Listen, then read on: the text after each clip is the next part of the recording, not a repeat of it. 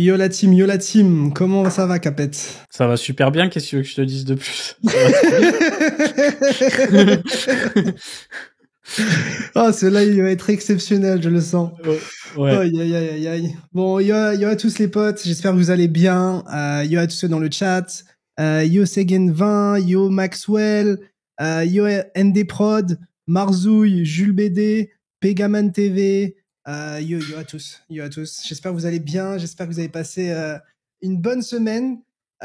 Très content de vous retrouver et j'avais encore plus hâte que d'habitude de faire ce live, puisque en fait il s'est passé des choses incroyables cette semaine et j'étais un peu moins actif sur YouTube, sur Twitch, etc. J'ai vu que Capet t'avais bien repris aussi avec les vidéos, les streams et tout. Donc trop bien, mais trop content de vous retrouver. Franchement, c'est ah sa mère, c'est historique, hein. Ah, c'est incroyable. Alors, on annonce la couleur. Donc déjà, pour démarrer, si vous nous écoutez sur YouTube, n'hésitez pas à vous abonner, soutenir le média. On a été vraiment très fort sur l'actu, honnêtement. Tu dormais pas, Alex, il dormait pas. Vous avez pu tweeter sur Trump. Au début, on savait pas si c'était un scam. Au final, il s'est avéré que ça a été relayé sur les réseaux de Trump. Ça a été relayé par un des fils de Trump. Donc, on va beaucoup parler de Trump et on s'excuse. On est obligé de traiter de l'actualité. Peut-être que ça un peu en saouler certains, mais c'est vraiment important d'en parler parce que ça va avoir un impact vraiment significatif sur le marché. On parlera de Bitcoin, on parlera d'Ethereum, ça bouge beaucoup et je pense qu'il y a des choses très positives à en tirer du côté d'Ethereum. Et aussi, on fera une petite parenthèse sur Solana. Donc, on va parler beaucoup de choses. Nous sommes en live un dimanche, le lundi 18h heure française. Trump devient président, va donc faire des annonces et on attend beaucoup de ces annonces justement. Ouais, c'est vrai que là, on n'a même pas commencé son mandat, on nous a déjà lâché une dinguerie, à savoir son meme coin, donc je suis assez, choqué. Moi, j'étais debout quand ça arrivait. De base, je voulais regarder l'UFC. Et en fait, je me suis trompé de jour. Et je sais pas, j'ai un rythme qui est assez décalé. J'ai un rythme américain en ce moment. Et en fait, j'ai vu tout se passer en live sous mes yeux. Je l'ai vu sub $1. Je l'ai vu à 600 millions. 600 millions. À ce moment-là, très sincèrement, je crois qu'il n'y avait pas encore la liquidité sur Meteora, avec les 100 millions, etc. Et on savait pas si c'était fait hack. Et plus le temps est passé, plus on a eu de l'assurance avec du coup la liquidité qui a été ajoutée, avec le fait que derrière il tweet aussi, parce qu'il l'avait publié sur son réseau social en premier, et ensuite on a eu un tweet. Puis derrière on a eu un autre message sur son réseau social à lui. Donc ça commençait à faire beaucoup pour un hack, sachant que le deuxième message sur son réseau social n'était pas lié au token en fait, et était plutôt du domaine de sa ligne édito habituelle, sans shield quoi que ce soit quoi. Donc en fait à ce moment-là on s'est dit que c'était de plus en plus réel. Et moi je voulais INA 1, mais le truc c'est que fallait avoir des liquidités disponibles sur Solana, soit fallait bridger, soit fallait envoyer depuis des exchanges, etc. Donc c'était extrêmement compliqué. Donc tout ça pour vous dire que INA 50 centimes ou $1, c'était extrêmement difficile parce qu'il y avait beaucoup d'incertitudes et parce que c'est allé extrêmement vite. Et moi personnellement, quand on est arrivé autour de 2-3 $ et que j'ai eu plus de confiance, c'est là où j'ai mis une cartouche. Et après en fait c'était assez compliqué parce que en swappant déjà faut comprendre que vu que le prix bougeait énormément et qu'il y avait beaucoup de volume et surtout beaucoup de volats, il y avait des slipages qui étaient assez énormes, il y avait des transactions qui passaient pas, il y avait des différentes pools avec des liquidités différentes, avec des spreads, c'était une galère. Et du coup, en gros, moi, je trouvais pas forcément j'arrivais pas à swapper via Jupiter. Et du coup, ce que j'ai fait, c'est que j'ai déposé sur Photon. Et tu sais, avec Photon, il y a les priority fees, il y a tous ces trucs-là. Globalement, t'arrives à in à tous les coups, sauf que c'était sur une pool avec moins de liquidité. Mais bref, du coup, je suis rentré, j'ai mis tout en sol dessus. Et ensuite, c'est juste parti. Et en vrai, je me suis dit personnellement que un meme coin Trump, si c'est véritablement vrai, pour moi c'est direction 30-40 milliards instantanément. C'est comme disait Alex aussi, on parlait en temps réel, du coup Alex qui est notre community manager sur Twitter pour Coin Academy, on se disait que ça devait au moins avoir la FDV de Doge quoi. C'était vraiment énorme et en fait pas mal de gens ne s'en sont pas rendus compte. Dont moi. Non, mais dans le sens où moi, j'ai regardé les tokenomics très tôt, en fait. J'ai regardé directement le site, j'ai tout de suite tout regardé. Et en fait, c'est là où je me suis aperçu que, en fait, les 80% des tokens, ils étaient lockés. Apparemment, ils sont dans un multisig. Et du coup, ce que ça veut dire, c'est que t'as uniquement 20% de circulating supply avec 10% de liquidité et 10% public offering, quoi. Et du coup, en fait, ça fait que t'avais que 20% de l'offre qui était en circulation. Et donc, le market cap était uniquement de 20%, tu vois, de l'offre totale de jetons que tout le monde pouvait voir. Parce qu'en fait, quand ça a drop, personne s'est dit que genre ce qu'on voyait sous les yeux c'était une FDV et pas un market cap, tu vois. Et du coup, c'est pour ça que je me suis rendu compte que même à 1, 2 ou 3 dollars, même quand c'était faible, en soi, on achetait bien plus bas parce que le market cap était bien plus bas parce qu'il y avait énormément de jetons qui étaient bloqués. Et du coup, même plus haut, en soi, c'était réaliste et c'était possible de rentrer parce que peu de gens comprenaient les tokenomics et l'émission des jetons qu'il allait avoir, etc. Donc, ce qui a fait que j'ai hold un bon moment. J'ai resizé à 20 et ensuite, vers 33-34, j'ai essayé de buy un peu le dip encore. C'est là où ça a commencé à corriger. On est descendu à 27 et c'est là où j'ai tout liquidé. Et cette nuit, à 3h, 4h du matin, parce que maintenant je suis en décalé à cause de ça, je voulais re-in, mais je me suis dit, vas-y, je vais pas FOMO, etc., parce que je voyais un beau W en horaire. Je me suis dit, c'est des trucs qui ont du momentum, qui peuvent se poursuivre. Je l'ai pas fait au final, je me suis couché devant l'UFC, je me suis réveillé, j'ai vu $70, j'ai fait waouh. Ouais. Alors, je te coupe. Voilà. Pour ceux qui nous écoutent, on va parler de Trump, on va parler du meme coin évidemment. Là, on peut le dire, c'est pas un conseil en investissement, particulièrement sur des capitalisations comme ça. Peut-être ça peut continuer de monter, peut-être le marché peut dégager des jetons. Normalement, c'est pas Trump qui va sell instantanément, sinon, là, ce serait absolument catastrophique, même pour son image. Mais voilà, juste faites gaffe, quoi. Faites gaffe. Il y a peut-être des gens qui sont pas habitués à s'intéresser au sujet des crypto-monnaies d'habitude, qui là font l'effort tellement ça fait du bruit, qui nous découvrent dans cette émission. Courez pas après un jeton qui a fait x100, fois plus encore. Ce serait bête d'avoir une première mauvaise expérience. Et pour te compléter, en fait, il y a plusieurs choses à prendre en compte. Déjà, là, actuellement, vous voyez un token autour des $70. Donc, ce que ça veut dire, c'est que vous avez 14 milliards de market cap et 70 milliards de FDV. Donc, 14 milliards de market cap, c'est déjà assez gros. C'est au-dessus d'Aptos, c'est énorme. Après, c'est le président des États-Unis, donc je me dis qu'on peut aller assez loin dans la connerie. Mais par exemple, en comparaison, Doge, c'est 58 milliards. Alors après, évidemment, il y a de la FDV, etc. sur Trump et il faut le prendre en compte. Mais d'autres choses à prendre en compte. Les émissions de son token commencent seulement dans 3 mois et demi, quelque chose comme ça. Ouais. Donc ça, c'est la première information qu'on a. La deuxième information, c'est que a priori, il peut pas faire un mandat de président supplémentaire. L'autre information, c'est que on a le top crypto du cycle qui va aussi impacter le jeton. Et donc tout ça pour vous dire que en soi, moi, je pense que le token de Trump, il peut encore pousser plus haut. Moi, je suis juste plus dedans, juste pour information. Non pas que je souhaite pas qu'il aille plus haut, mais c'est juste que moi j'ai fait mon play et ça me suffit et voilà. Mais voilà, je pense qu'on a et surtout les gens vont commencer à anticiper les émissions de jetons, je pense 1 à 2 mois à l'avance. Donc en vrai, ce token là, je lui donne on va dire quelques semaines, je pense 2 à 8 semaines on va dire pour performer. Donc ça peut durer quoi. Ouais. Mais après il faudra bien prendre en compte qu'on aura de l'émission de jetons, qu'on avancera de plus en plus dans le cycle et qu'on avancera aussi de plus en plus dans son mandat. Donc c'était juste ça que je voulais préciser. Ça me semble assez important. Un financial advice, je ne vous conseille sûrement pas de short. C'est vraiment le pire des trucs à faire. Dans le sens où si vous n'avez pas d'expérience et que vous vous dites non, le token de Trump c'est trop haut, etc., dites-vous que en soi, la connerie n'a pas de limite. C'est le président des États-Unis qui a lancé un putain de meme coin. Donc c'est historique. Tous les médias en parlent. On en a parlé juste avant, mais le tweet où il fait l'annonce, ça fait 82 millions d'impressions. J'ai rarement vu des tweets aussi vus sur X, etc. Donc et globalement, en financial advice, ne touchez pas au levier sur ça. Il y a des énormes funding, donc ça vous coûte cher d'être en levier. C'est dangereux, c'est très volatile.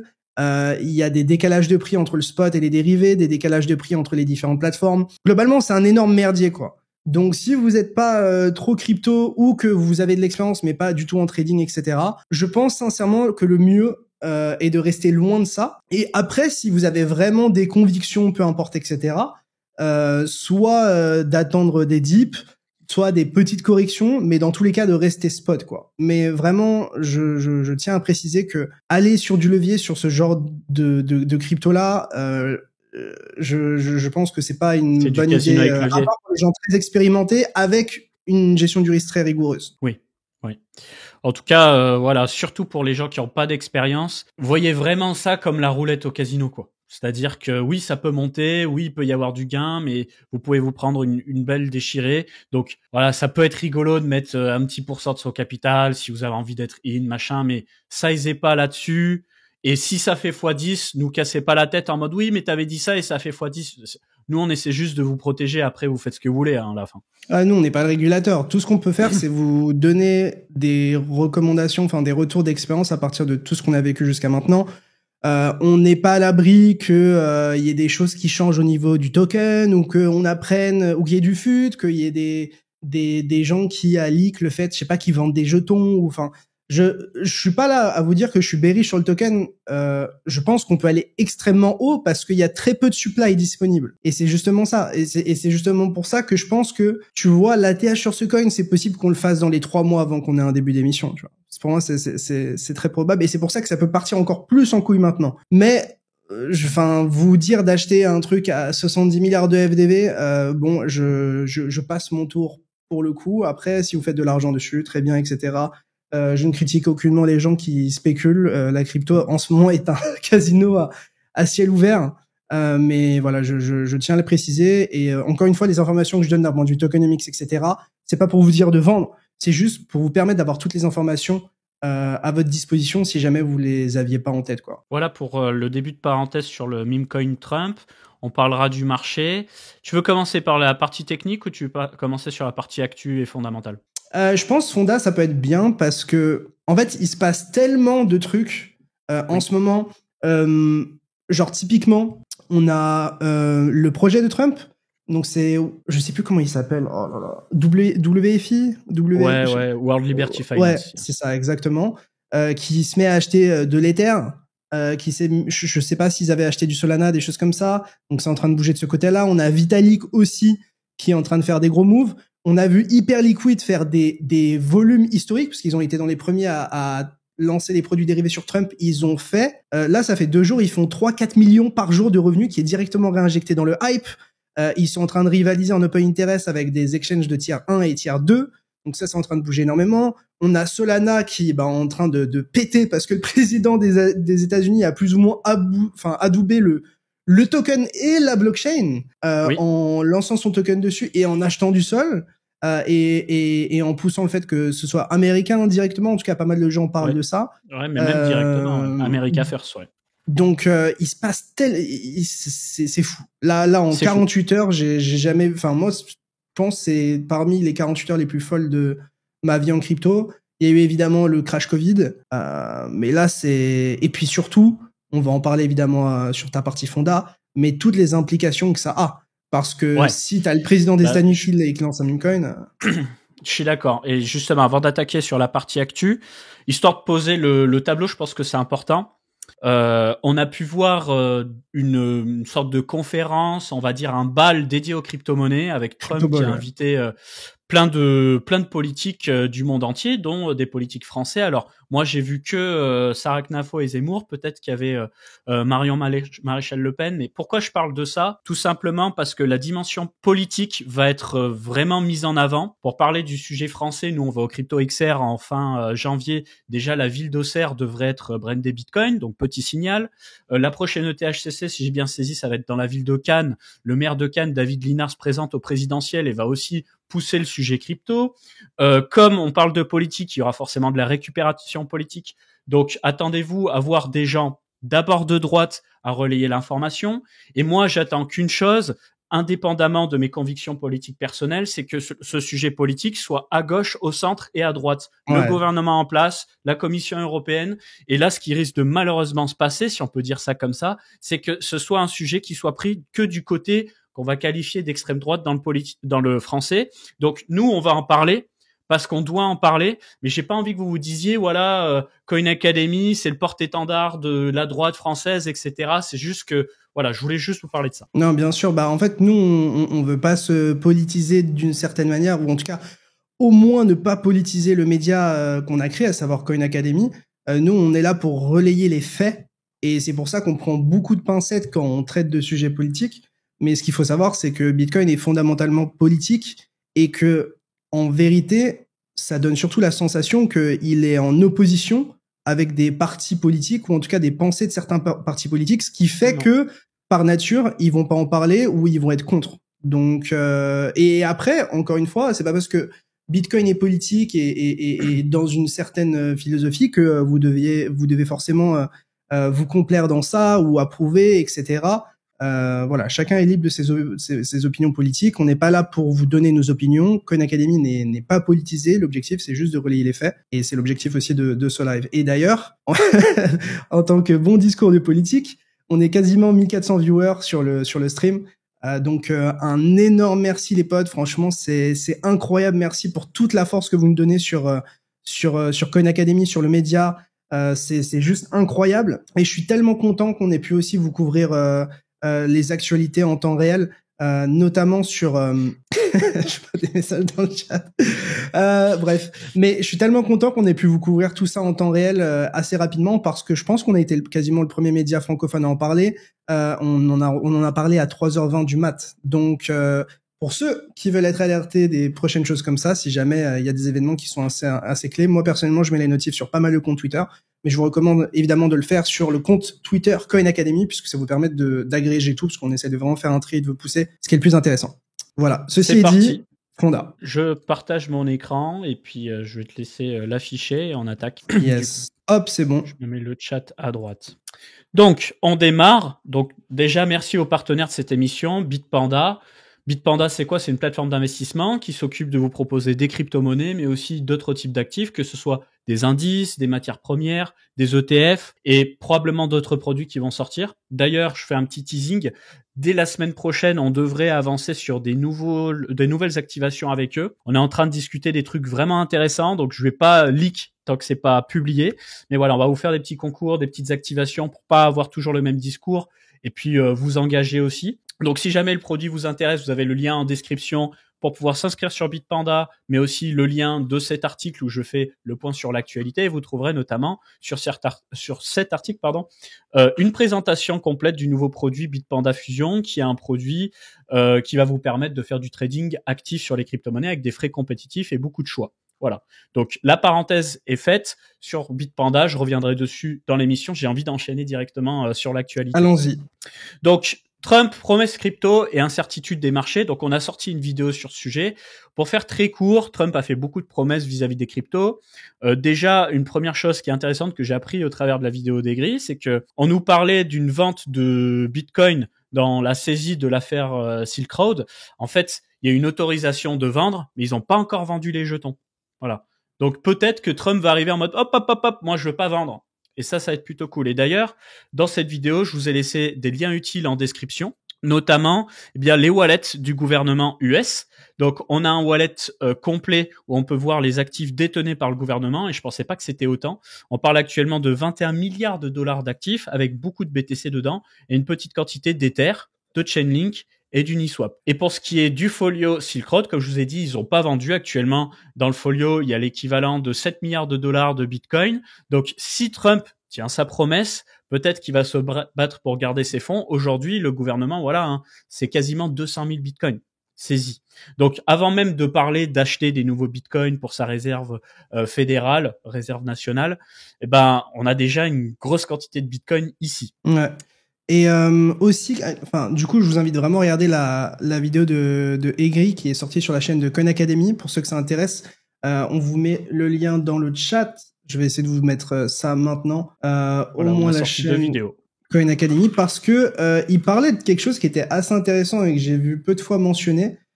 C'est notamment le fait que, je vous mets dans le chat le lien de la chaîne YouTube. Et description YouTube.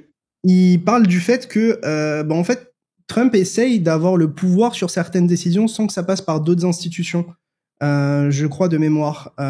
Du coup, le fait qu'il puisse bypass, je sais pas s'il peut bypass le Congrès, le Sénat ou la SEC ou bref, mais en tout cas, je crois qu'il essaye d'aller dans ce sens-là pour pouvoir agir rapidement et selon sa volonté, quoi. Donc ça va être une des choses à surveiller. Et je trouve que par rapport au token Trump et etc.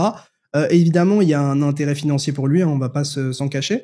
Mais je pense que ça peut nous laisser davantage optimistes sur la priorité qu'il met sur le sujet crypto et sur la potentielle faisabilité de toutes ces promesses. C'est-à-dire que si tu lances un token, enfin si tu lances une crypto-monnaie 2 jours avant que tu aies ton investiture, ça montre que la crypto c'est un sujet clé. Et surtout, si le président des États-Unis peut lancer son meme coin sans qu'il se passe rien légalement, globalement, ça veut dire que le champ des possibles est juste énorme, quoi. Je parlais de Base sur Twitter. Je pense qu'on peut parler des réserves stratégiques, etc. Je pense que quand t'as le président des États-Unis qui lance son meme coin, tout devient possible. Donc on s'attend à voir des stars lancer des meme coins et évidemment on s'attend à toutes les dérives qui vont aller avec, c'est-à-dire des gens qui vont en abuser, qui vont vraiment chier sur leur communauté, qu'on se le dise. Donc il va y avoir des nouveaux entrants. Je m'attends à ce qu'il y ait des nouveaux entrants dans ce marché. Je pense même qu'ils arrivent déjà là et que forcément, les nouveaux qui connaissent pas, qui sont pas intéressés, ils vont prendre des décisions débiles et ils vont se faire déchiqueter. Donc je compte sur vous, les gens qui nous écoutent en direct sur Twitch ou sur YouTube. Vous allez peut-être avoir le sujet de discussion crypto enfin avec vos proches. Juste dites-leur, fais gaffe, tu peux prendre des risques et tout, mais le risque de te faire découper parce que t'es nouveau, il est très très fort. Voilà, ensuite on va parler un petit peu d'Ethereum. Donc pour ce qui est d'Ethereum, on a eu un communiqué de la part de Vitalik, cofondateur d'Ethereum, pour dire que Ethereum va changer. Donc pour faire très court, il nous explique qu'il va y avoir des recrutements qui vont améliorer la communication avec les créateurs de projets qui sont déjà sortis et ceux qui vont sortir. La fondation, les wallets, les applications, etc. Précisé. Oui, c'est la fondation qui va s'occuper de ça. Voilà, donc l'idée c'est quoi ? C'est qu'ils ont bien compris que c'est trop lent, ça va pas assez vite et qu'il y a un besoin. Donc le but c'est pas de sortir de l'idéologie de départ d'Ethereum, de rester neutre, de rester décentralisé, etc. Mais il y a des bonnes choses à en tirer des autres projets type, on va les citer, Solana, Sui, Avalanche, Cosmos, Polkadot et j'en passe. Et donc c'est en train de se manier. Et il y a plein de petits signaux qui sont envoyés que j'aime beaucoup personnellement. C'est pour ça que je vous ai dit on va parler de Trump, mais on va aussi parler d'Ethereum parce qu'il y a beaucoup de FUD auxquels je participe peut-être parfois. On y participe tous, hein. On a Vitalik déjà qui change de photo de profil et qui met une photo de profil MyLady. Voilà, donc c'est une communauté NFT avec des gens qui sont dans l'idéologie cyberpunk, etc. Il se la joue aussi Reply Guy. Donc je vais pas vous amuser à vous faire le point sur tous les tweets, mais il ouvre un petit peu plus sa gueule. Il essaie d'être un petit peu plus proche de la communauté. Il parle même de conviction, on va dire personnelle sur des sujets de société. En gros, il se la joue Anatoly de Solana, merde de Solana. Et ça, c'est un signal qui me plaît beaucoup, en fait, tout simplement. Donc, moi, j'ai noté pas mal de choses par rapport à Ethereum. Je vais essayer de structurer ma pensée. Mais déjà, la première chose que j'ai pu noter, c'est que des gens que je qualifie de très importants dans cet écosystème, comme par exemple Federico, j'avais noté également ce bonhomme-là qui a bossé sur Scroll. Tout le monde a ouvert sa gueule en mode les problèmes sur Ethereum, on les connaît. Il faut avancer sur l'expérience utilisateur. Et donc, pour avancer sur l'expérience utilisateur, il va falloir faire des travaux au niveau du Layer 1, dont la Single Slot Finality, c'est-à-dire avoir une finalité beaucoup plus rapide pour ces transactions, le Peer DAS pour pouvoir justement améliorer la capacité des blobs, pouvoir proposer plus d'espace pour les blobs, et donc avoir plus d'espace pour les roll-up et scale au travers des roll-up, et stateless client, on a également block gas limit, donc augmenter la taille des blocs, bref, scale, le layer 1. Il est très clair qu'il n'y a pas eu de travaux suffisants sur le layer 1 ces dernières années. Je trouve que, je tiens à repréciser quelque chose, à contextualiser un petit peu. Je trouve que le timing est très intéressant. Parce que, en fait, ce que ça montre, c'est que, globalement, Solana a pris du mindshare. Le président des États-Unis a adoubé Solana. Et je pense que, globalement, Ethereum est extraordinaire. Et Ethereum est populaire. Ethereum est adopté. Ethereum est utilisé. Il y a beaucoup de choses positives à dire d'Ethereum.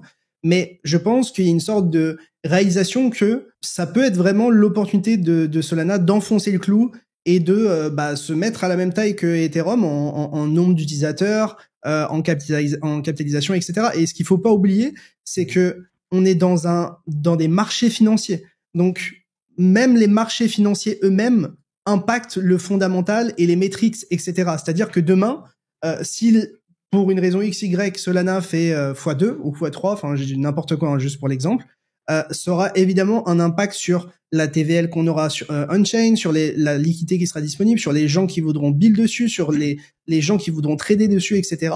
Et c'est pour ça que genre on parle toujours des fondamentaux techniques, mais je pense qu'ils réalisent que en fait si Solana prend trop de place financièrement en termes de capitalisation et même de mindshare, en fait il y a un monde où ça met un peu en péril les chances de réussite d'Ethereum, ou en tout cas ça met en péril le statut de leadership d'Ethereum.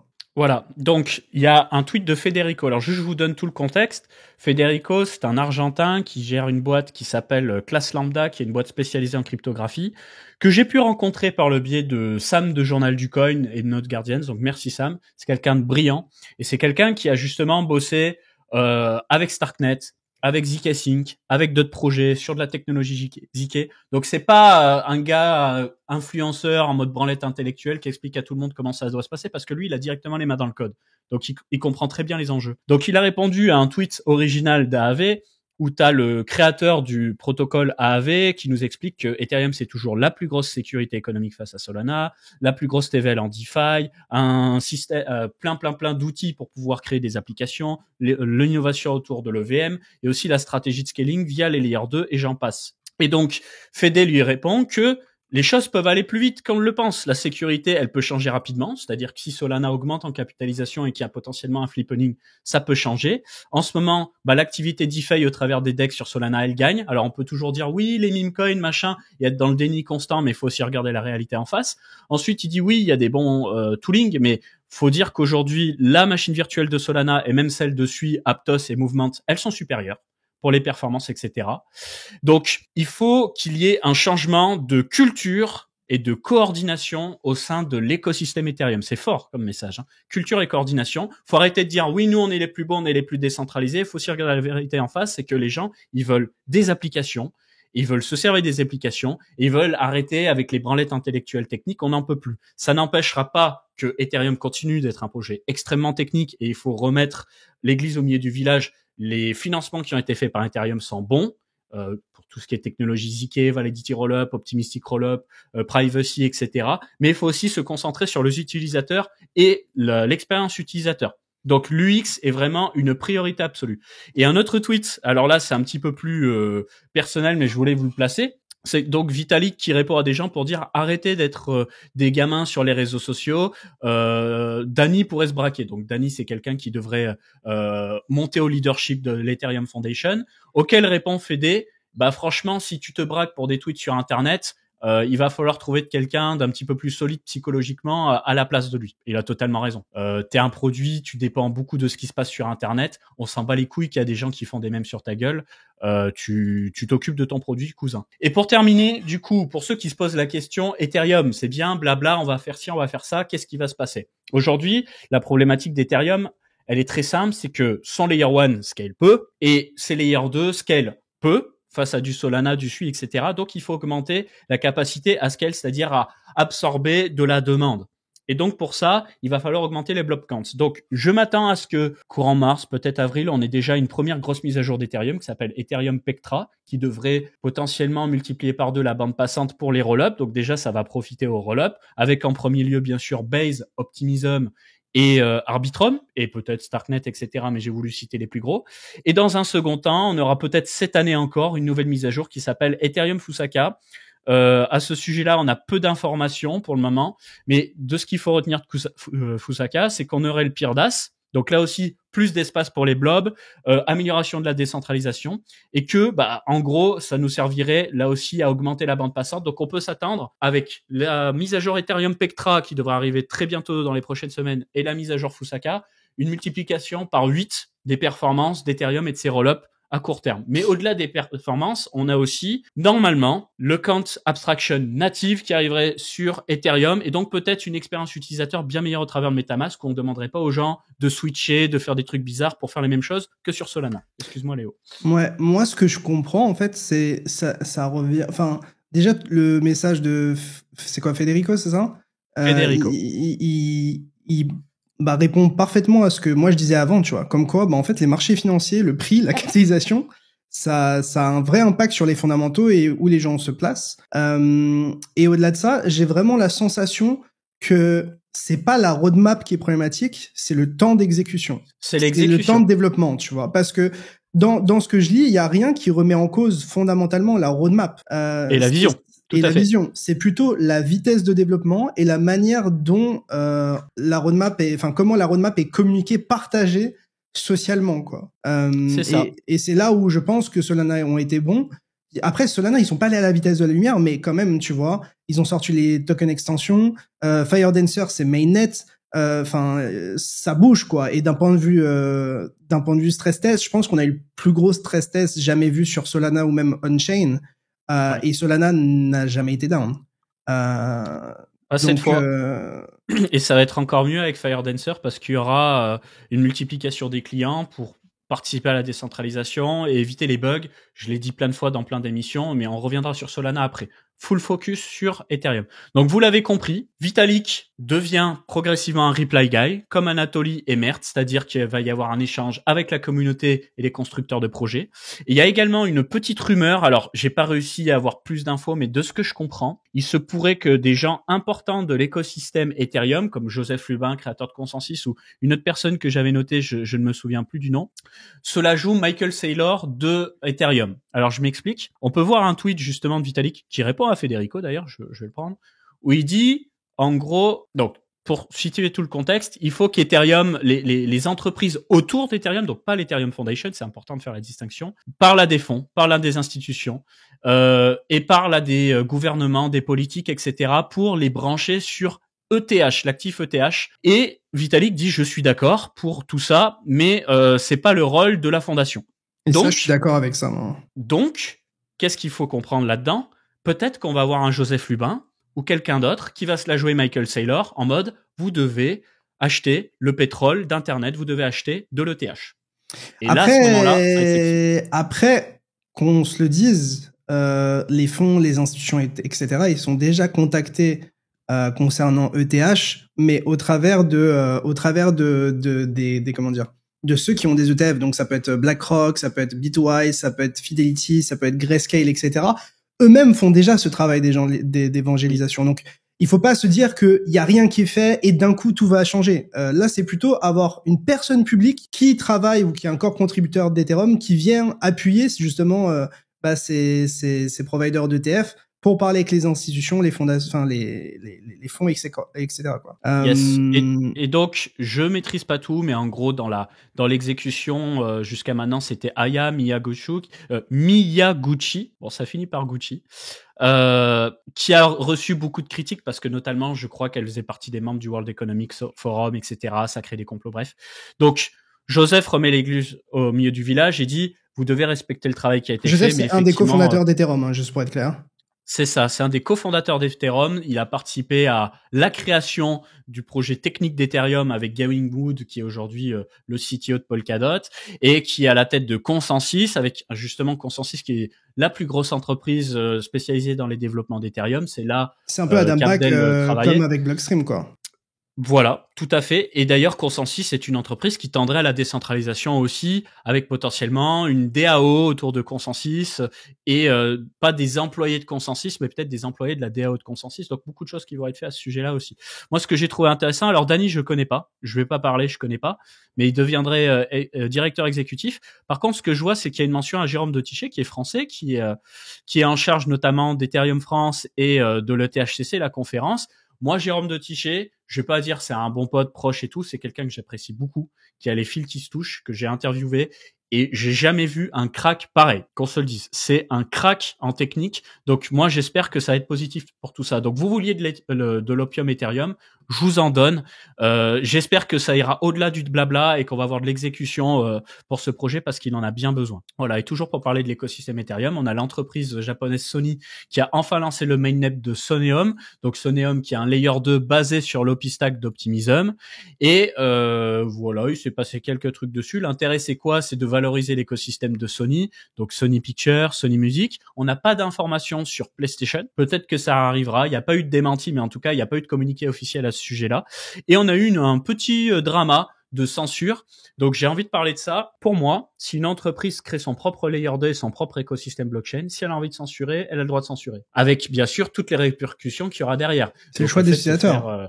Voilà, les utilisateurs, s'ils veulent boycotter, ils boycottent. Mais elle a le droit de le faire. Donc, il y a une censure qui a été faite sur des adresses concernant des meme coins, apparemment pour un vol de droits de propriété intellectuelle. Alors, je sais pas si c'est de la propriété intellectuelle de Sony ou de quelqu'un d'autre, mais je pense que tout simplement Sony veut éviter les problèmes. Mais ce qu'il y a d'intéressant, c'est qu'il y a des gens qui ont trouvé un moyen de bypasser la censure du séquenceur et donc d'acheter et vendre ces jetons qui sont normalement bannis. Donc, la force d'Ethereum, c'est que même si tu veux faire une censure à bas niveau, visiblement, pour le moment, c'est pas possible. Voilà. Ensuite, j'enchaîne.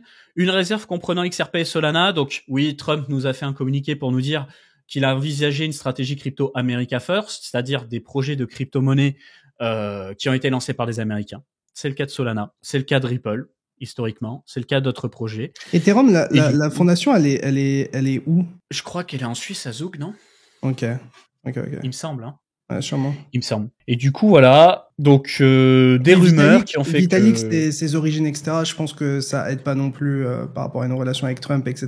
Je sais pas. Ouais, alors j'ai vu des infos à ce sujet. Même s'il il est plutôt plus ou moins anti-Russie avec Poutine, etc. de ce qu'il disait dans mon interview, quoi. Enfin, anti-Poutine. Vitalik Poutine. Alors, pour vous situer le contexte. Ah, Vitalik, effectivement. Incroyable. Exceptionnel.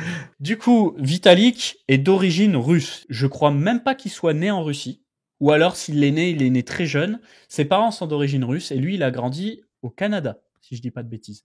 Donc, c'est quelqu'un qui a effectivement une origine russe, mais qui a très peu de liens finalement avec la Russie et qui dénonce justement la politique de Poutine vis-à-vis de l'Ukraine. Il l'a fait publiquement. Voilà. Donc, je pense que c'est tiré par les cheveux de dire bon bah voilà, Vitalik égale distance avec. Je pense pas. C'est juste que d'un autre côté, effectivement, si on prend le cas précis de Solana, parce que Ripple, je suis moins, Anatoly, le cofondateur, il est tout le temps en train de poster des drapeaux américains, il est pro-US, comme Elon Musk. Il n'est pas d'origine ukrainienne? Il est d'origine ukrainienne, tout à fait. Et voilà, hein, c'est. Mais ils ont été très orientés US, ouais, clairement. Donc, et Ripple aussi, et Ripple, on sait jamais, hein. Je sais pas jusqu'où cette connerie peut aller, mais ils sont bien positionnés enfin, je pense que Trump va faire en sorte qu'ils gagnent leur procès contre la SEC ou que le procès soit arrêté ou quoi que ce soit et on le voyait en photo avec les fondateurs de Ripple. Donc, enfin, je vous dis pas du tout d'acheter du Ripple, j'en ai pas, etc. Hein, pour être clair. Mais XRP se positionne dans cette narrative America First, quoi. Bah, apparemment, j'ai dit né très jeune, excusez-moi. Donc, concernant Ripple, bah, en fait, ce qu'il y a d'intéressant, c'est que historiquement, Ripple s'est vendu un petit peu comme la couche blockchain des banques.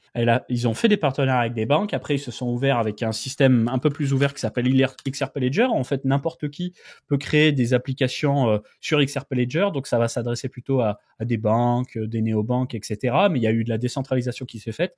Je sais pas si XRP Ledger a été créé parce que justement, il y avait une vraie volonté de décentraliser ou justement s'ils l'ont pas créé pour avoir des arguments face aux régulateurs américains SEC. Bon, toujours est-il que le XRP Ledger est là. Par contre, ce qui est intéressant, c'est que Trump est contre les monnaies numériques de banque centrale, alors que XRP en fait un argument important. Donc, après, il faut pas tout mélanger. Ouais, il faut pas tout mélanger, c'est-à-dire que Trump est contre la création du monnaie numérique de banque centrale pour le dollar américain, mais peut-être qu'il va leur dire allez-y Ripple, allez proposer des monnaies numériques de banque centrale aux autres pays du monde. Juste, voilà, il a fait un argument politique pour dire pas de MNBC, pas de CBDC aux États-Unis. Donc ça va être intéressant à surveiller. J'avoue que je vais pas vous mentir, je fais pas partie de ceux qui veulent cracher sur Ripple en mode c'est de la merde, nanana, je maîtrise pas. En vrai, je maîtrise pas le sujet, je l'ai pas assez couvert. Donc juste, il y a un vrai sujet et bah ça peut être intéressant peut-être un jour d'interviewer quelqu'un de là-bas pour éclaircir ce sujet. Je vois des gens dans le chat, ils parlent de moi qui interviewerait Trump. Vous êtes totalement tarés, les potes. Enfin, sky is the limit, mais Trump is the limit aussi. Hein. Je peux vous Clairement. le dire. Faut arrêter de péter un plomb, les gars. Et c'est vrai qu'il y a un sujet que le CEO de Ripple a milité pour transformer Bitcoin d'un consensus de proof of work à consensus proof of stake parce que c'est plus écolo. Et il a aussi financé la campagne présidentielle de Kamala Harris.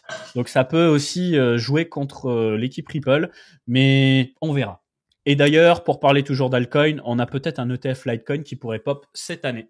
Ouais, en fait, de ce que disait Eric Balchunas, de mémoire, j'ai peur d'écorcher son nom, mais qui est globalement un des experts ETF et celui qui a couvert le plus les ETF spot sur BTC Ether et qui a été le plus précis. En fait, ce qu'il expliquait, c'est que pour lui, un ETF Litecoin est très probable et probablement le prochain ETF crypto lancé. Et ce qui est assez intéressant, c'est que j'en parlais déjà avec un gestionnaire de fonds et créateur d'ETN ou d'ETP, je sais plus, en Europe, et il me disait que, enfin, fondamentalement, technologiquement, Litecoin et Doge, c'est quoi? C'est un fork de BTC en gros, plus ou moins? Alors, Litecoin est un fork de BTC et Doge est un fork de Litecoin. Voilà. Et donc, technologiquement, fondamentalement, on pourrait presque argumenter que si BTC a un ETF, alors LTC et Doge aussi, ils ne sont pas aussi des securities au passage. Donc après, est-ce qu'il y aura de la demande? Est-ce que ça va vraiment intéresser des institutions? C'est différent. Mais en tout cas, cet expert-là, qui a été extrêmement précis, très intéressant, très intelligent et très suivi sur les ETF Bitcoin et Ethereum, a justement dit que pour lui, c'était extrêmement probable et que c'était probablement le prochain. Donc, on verra ce que ça donne. Je sais pas trop quoi en penser. Dans tous les cas, personnellement, je pense qu'il y aura quasiment aucune demande d'un point de vue institution pour acheter du LTC. Je pense que même un ETF Solana, je pense qu'il y aura peu de demandes, à mon sens. Donc LTC, j'imagine même pas. Okay. En fait, le truc, c'est que si tu as peu de demandes pour un ETF Ether actuellement, qui est globalement une blockchain qui est bien décentralisée, bien développée, bien adoptée, sur laquelle même BlackRock bâtit, etc. Alors, déjà, si on galère sur Ether à avoir des inflows, sur Solana, j'ai du mal à envisager qu'on ait plus inflow que Ether. Donc actuellement, moi, ça voudrait dire... Moi, je suis biaisé et je pense que les deux vont voir leur demande augmenter. Oui, je pense que ça va augmenter, mais dans tous les cas, je pense que ce serait insignifiant. Mais d'ailleurs, je suis assez surpris qu'on parle d'LTC en ETF avant Solana, d'ailleurs. Ouais. Donc en fait, pour les gens qui sont moins à l'aise avec le sujet des crypto-monnaies, un fork, c'est quoi? C'est tout simplement, tu pars du code informatique d'un projet, tu modifies des choses et tu relances ton projet. Donc du coup, Litecoin, c'est quoi? C'est un Bitcoin copie-colle avec des modifs, quoi. C'est un Bitcoin avec un algorithme différent pour le mining, c'est-à-dire que le matériel qui sert à miner Bitcoin ne sert pas à miner Litecoin et inversement, c'est du matériel différent. Et il est juste un tout petit peu plus rapide que Bitcoin avec des blocs qui se créent toutes les 2 minutes 30 au lieu de toutes les 10 minutes, donc ça permet des transactions un peu plus rapides sur Litecoin. Pour ce qui est de l'histoire de Litecoin, quand même que je vous situe le contexte, parce que c'est important de le citer, je pense. Litecoin, à la base, ça a été créé par un ancien employé de Coinbase, qui s'est lancé à l'époque où il y a eu un nombre incalculable de forks de Bitcoin qui sont tous partis à la poubelle, c'est-à-dire que ce qui était dans le top 50 des crypto-monnaies à l'époque, il y en a pas un qui a survécu dans le top 50 aujourd'hui, à l'exception de Litecoin. Et en fait, Litecoin est sorti sur Coinbase, donc je pense qu'il y a eu un copinage entre un des employés et Coinbase. Il y a eu même des histoires de wash trading à l'époque pour simuler de la demande sur le projet. Et il faut savoir que pendant le cycle de 2017 que vous pouvez voir juste ici, le créateur du Litecoin a fait un tweet pour dire « je vends ». Et en fait, dès qu'il a vendu, ça a knock. Et depuis, il y a eu une période transitoire où certains développements qui devaient arriver sur Bitcoin se faisaient d'abord sur Litecoin pour tester si ça marche bien, puis étaient déportés sur Bitcoin. Aujourd'hui, il se passe rien sur Litecoin. Qu'on se dise, il se passe rien d'intéressant. Capet, maintenant que tu as montré la charte de Litecoin, montre-moi la charte de XRP, s'il te plaît. Est-ce que c'est pas exactement la même chose avec le pump récent en moins? Je dirais pas que c'est la même chose et je les placerai pas dans la même catégorie pour de multiples raisons. Mais c'est mon côté mid-curve fondamentaliste qui me met des biais. En gros, Litecoin, déjà, c'est un projet en proof of work et je suis assez convaincu du fait qu'il y a tellement pas d'activité sur Litecoin que oui, ça peut être rigolo si t'as du matos de miner du Litecoin, mais t'es pas rentable à le faire. Donc déjà, ça pue sa mère. Il y a pas d'activité, ça sert à rien.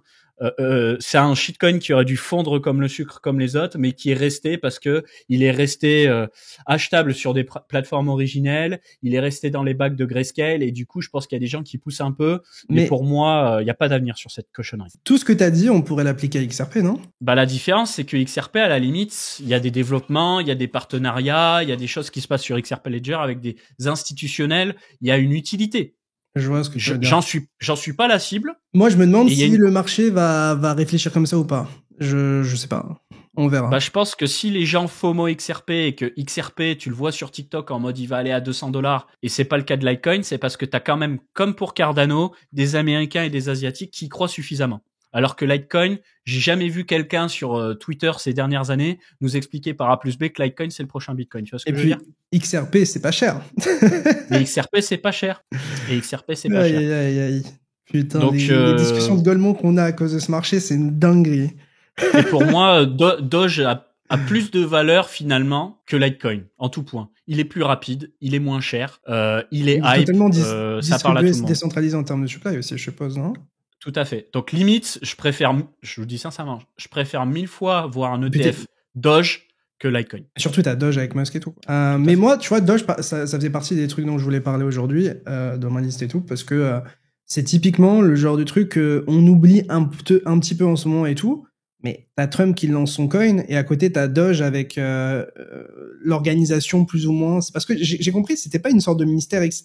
J'ai compris que c'était en dehors du gouvernement américain, mais ils vont faire des recommandations au gouvernement américain. Moi, j'ai compris ça. D'accord. Je sais plus si c'était Hugo Décrypte qui en parlait ou quelqu'un d'autre, mais moi j'ai compris ça, donc à voir. Mais dans tous les cas, Doge, je pense qu'il faut bien surveiller. Et puis surtout, si on parle d'un ETF LTC, à ce moment-là, on va Doge, on va partir en couille, quoi. Donc dans tous les cas, c'est pas une invitation à acheter tous ces trucs-là, c'est juste de la matière pour réfléchir, les potes. Tout à fait. Donc on va reparler rapidement du meme coin de Donald Trump.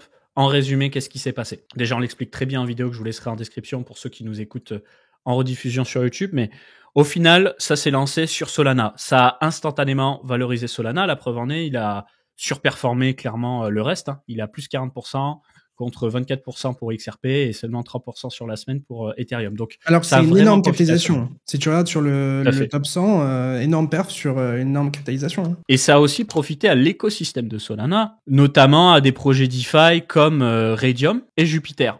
Bah, tout ce qui est lié au swap. Aussi, tout ce qui est lié au swap, tout à fait. Donc, ça a un petit peu validé la narrative memecoin. D'ailleurs, on peut voir le SPX qui en a bien profité, mais je crois que le pump s'est fait avant. Attends, Capette. Désolé de te couper, mais on parlait juste avant du America First. Ouais. Est-ce que Coinbase et Base, c'est pas America First? Ah bah, complètement. Tu vois ce que je veux dire? Complètement. Où veux-tu en venir, CryptoPixel? Je veux en venir au point que le président des États-Unis a lancé un meme coin et que Coinbase n'a pas lancé de coin jusqu'à maintenant pour des raisons de régulation, surtout de ma compréhension, et que ça pourrait changer, et que Trump est America First et pro-crypto. Ouais. Et donc, quand on fait le lien entre les deux, c'est quoi? Coinbase, c'est la boîte crypto la mieux valorisée en bourse actuellement, et qui est américaine? Ouais. Non, Capette. Tu pourrais pas me dire qu'il y aura un lien avec Donald Trump d'un coup, ce serait impossible de penser ça. Mais CryptoPixel, est-ce que le token de Base finalement, est-ce que le token de Base finalement, c'est pas l'action Base? Comment tu décentralises un réseau sans token? Le truc, c'est que Base, ils sont aussi cul et chemise avec Optimism, et pour moi, c'est Optimism qui remplit ce rôle et c'est pas Base. Donc c'est le token OP. Mais ils utilisent leur stack, mais à part ça. Ouais, mais ils financent les développements dessus, tu vois ce que je veux dire? Donc pour moi, Base, vous me corrigez tous si je me trompe. Mais pour moi, en fait, Coinbase et Base, ça va être. S'ils respectent la vision de décentralisation, etc., ça va être deux choses différentes, tu vois. Et si on tokenisait l'action de Base et c'est l'action tokenisée qui sert à sécuriser le roll-up de Base? C'est possible. Et ce serait un coup de maître, mais le problème, c'est que ça voudrait dire que cette action tokenisée est ultra centralisée et ça résout pas le problème de la décentralisation. D'ailleurs, j'ai pas mis le bon Base. Pardon. Tu vois ce que je veux dire? C'est celui-là. Ouais, bien sûr, bien sûr. Parce qu'en fait, tu résous pas le problème de la décentralisation avec une action Coinbase on-chain. C'est-à-dire que, en fait, ce serait cool, mais c'est pas du tout pour le peuple et pour les utilisateurs, tu vois. Genre, c'est pas parce que t'es utilisateur de Base que t'es intéressé par l'action Coinbase, tu vois, nécessairement. Je trouve que, j'ai beaucoup vu ce commentaire-là, etc., et je trouve que c'est bien d'y réfléchir. Mais à mon sens, si on suit vraiment la vision décentralisation L2, etc., même s'il peut y avoir des liens avec Coinbase, évidemment, je pense que un token est probable en fait. Dans un mandat pro-crypto, entreprise américaine la plus capitalisée, avec une régulation qui va être claire et qui va permettre des dingueries, tu vas me dire que on va pas avoir de token base?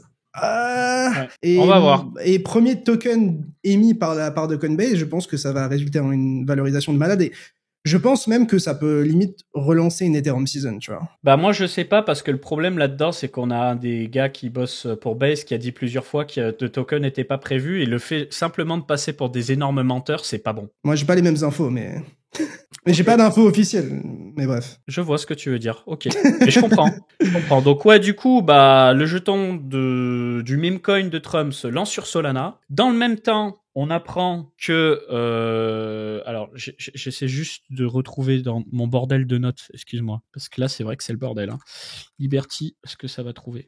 Voilà, World Liberty Finance, qui est le projet DeFi de la famille Trump, a acheté du Bitcoin, de l'Ethereum on-chain.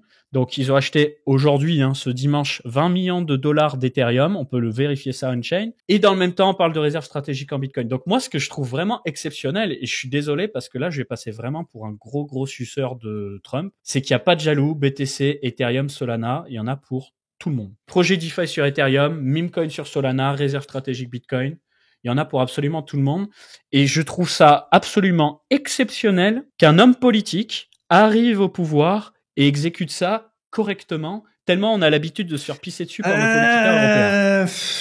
Moi, je suis pas d'accord. Hein. C'est-à-dire que, genre, merci Trump de mettre la lumière sur les cryptos aux États-Unis, de vouloir faire des choses positives, etc. Mais est-ce que lancer un meme coin dont tu possèdes 80% du supply pour au final dump sur la commune, c'est pas enfin, c'est faire bien les choses. Moi, vrai débat. Moi, plusieurs trucs qui m'intéressent et qui sont assez intéressants. Déjà, qu'est-ce qu'il va faire de ce token-là? Est-ce qu'il va le rendre utile? Est-ce qu'il va le mettre dans des réserves? Ou est-ce qu'il va rien en faire? Est-ce qu'il va juste le dump? Pour le moment, c'est un soutien. Pour le moment, tu l'achètes pour soutenir. Ouais, c'est écrit. Et c'est écrit sur le site, c'est important à préciser. Fight.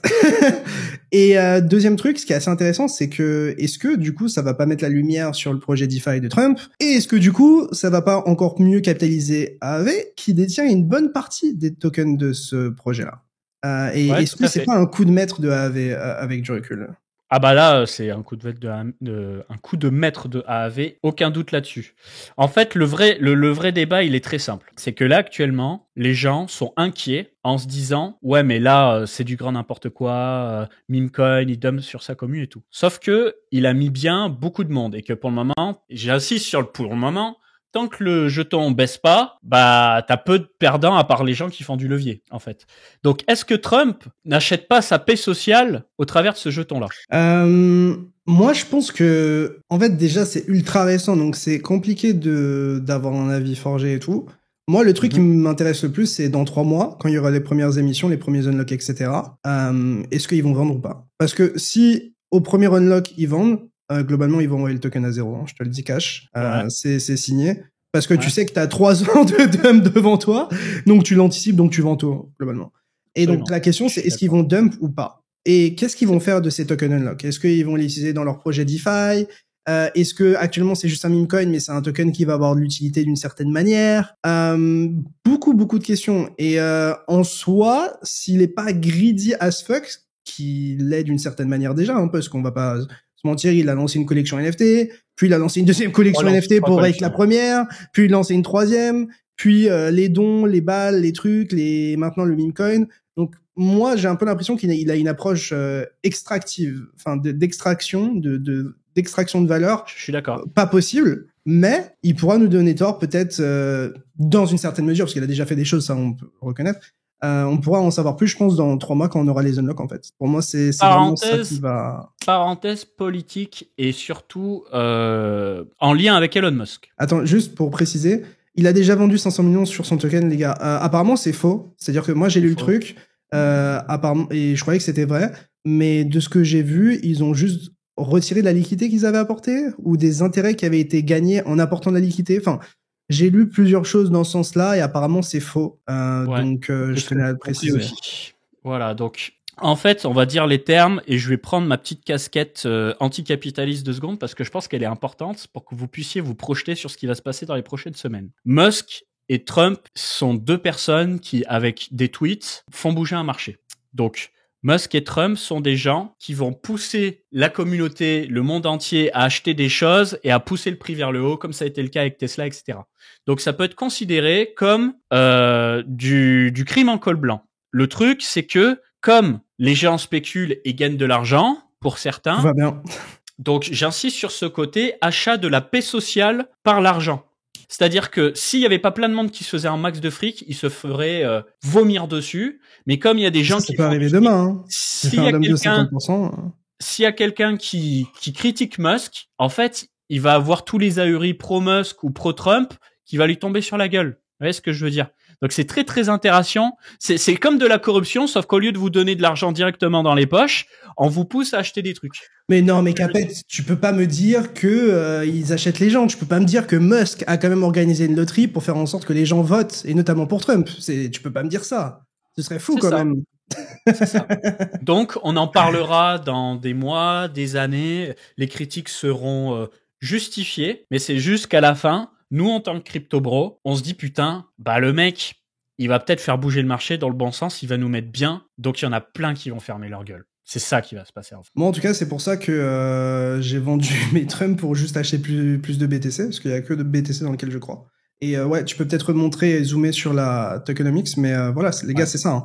Et par contre, je sais pas si t'as vu le tweet que j'avais fait sur TIA, mais TIA c'est 80-20 aussi, hein. C'est 80, enfin plus ou moins, mais avec des unlocks de zinzin. Donc est-ce que c'est pas un énième token de VC globalement là? Enfin sauf qu'il y a pas de VC, c'est juste lui quoi.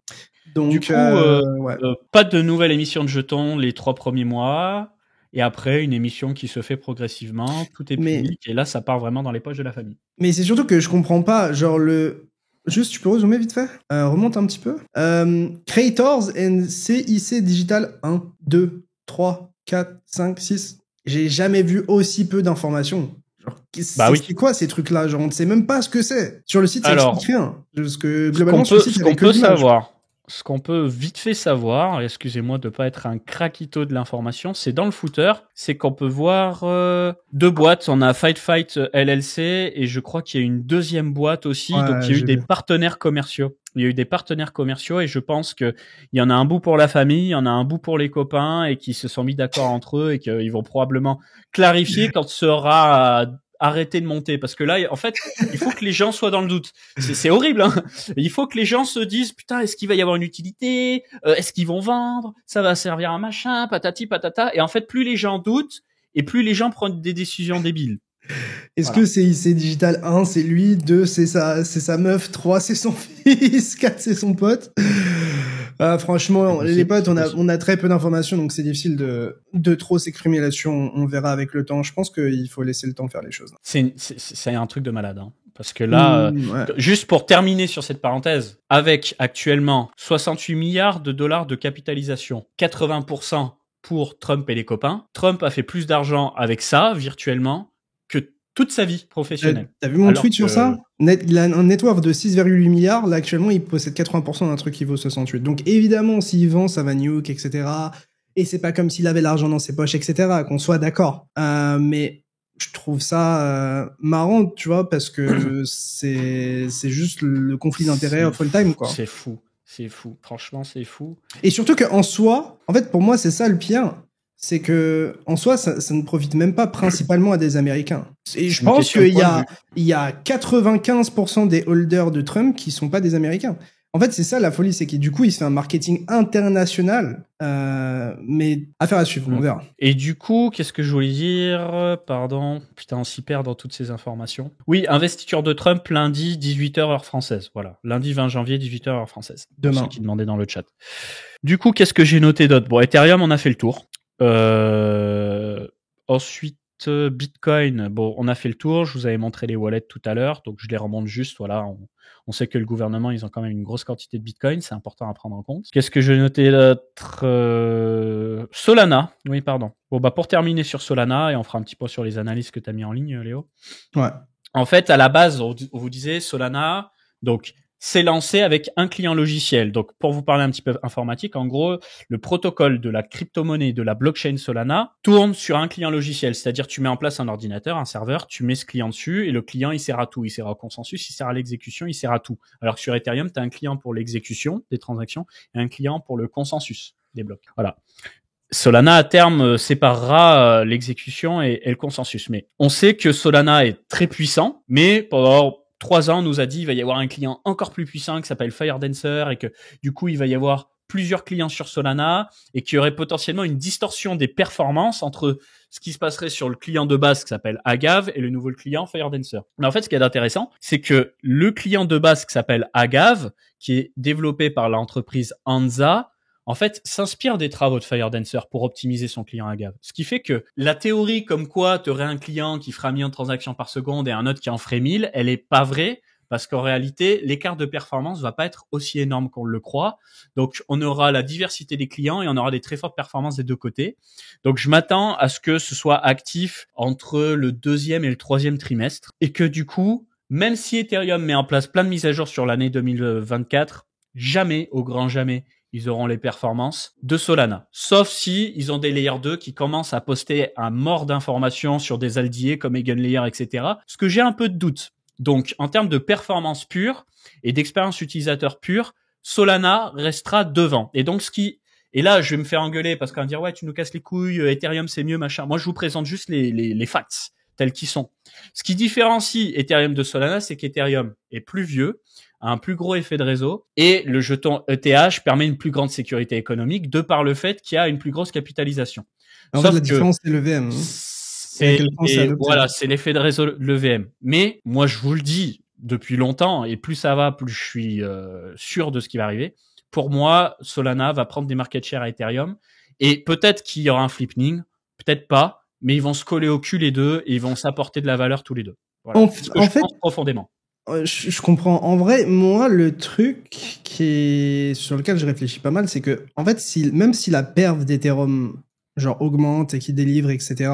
Est-ce qu'il n'y a pas quelque chose de culturel au final, tu vois, dans le fond du fond? C'est-à-dire que, genre, demain, si Ethereum permet 3000 TPS, est-ce que les gens traderont vraiment les meme coins sur Ethereum? Ou est-ce que les gens traderont davantage sur Ethereum? Ou est-ce qu'ils continueront d'utiliser Solana? Je vais te répondre simplement. Je pense sincèrement, à l'exception de Bitcoin, parce que Bitcoin est toujours une exception. Et là, je vais vraiment parler comme un Bitcoin maxi, saupoudré de capettes. La culture, on s'en bat les couilles. Les gens, ce qu'ils veulent, c'est utiliser des trucs.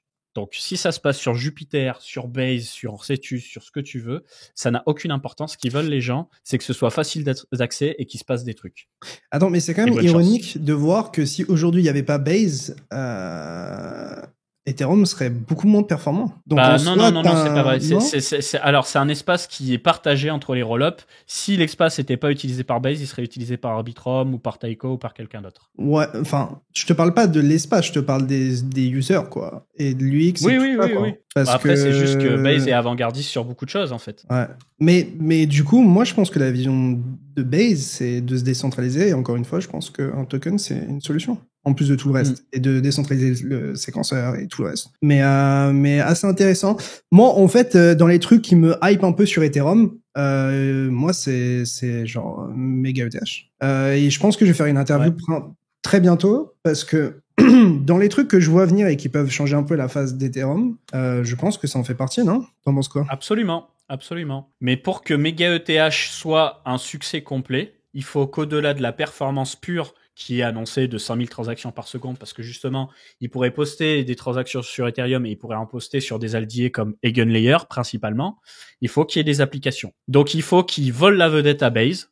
Mais non, pas forcément, parce que derrière, t'as l'Unichain, etc. Ils pourront aller piocher dedans, non? Enfin, oui. En fait, d'un point de vue purement application, je me fais pas trop de soucis et je me dis que en fait, c'est ça qui est... Genre, pour moi, quand il y aura l'Unichain, Superchain et genre Mega ETH Live, etc., je pense que si avec tout ça, Ethereum ne réussit pas, là, à ce moment-là, je revois ma thèse, quoi. Ouais, bah, c'est... Tu vois ce que je veux dire? Ils sont cook, hein. Ah bah oui, complètement, ça veut dire qu'ils sont cook, hein.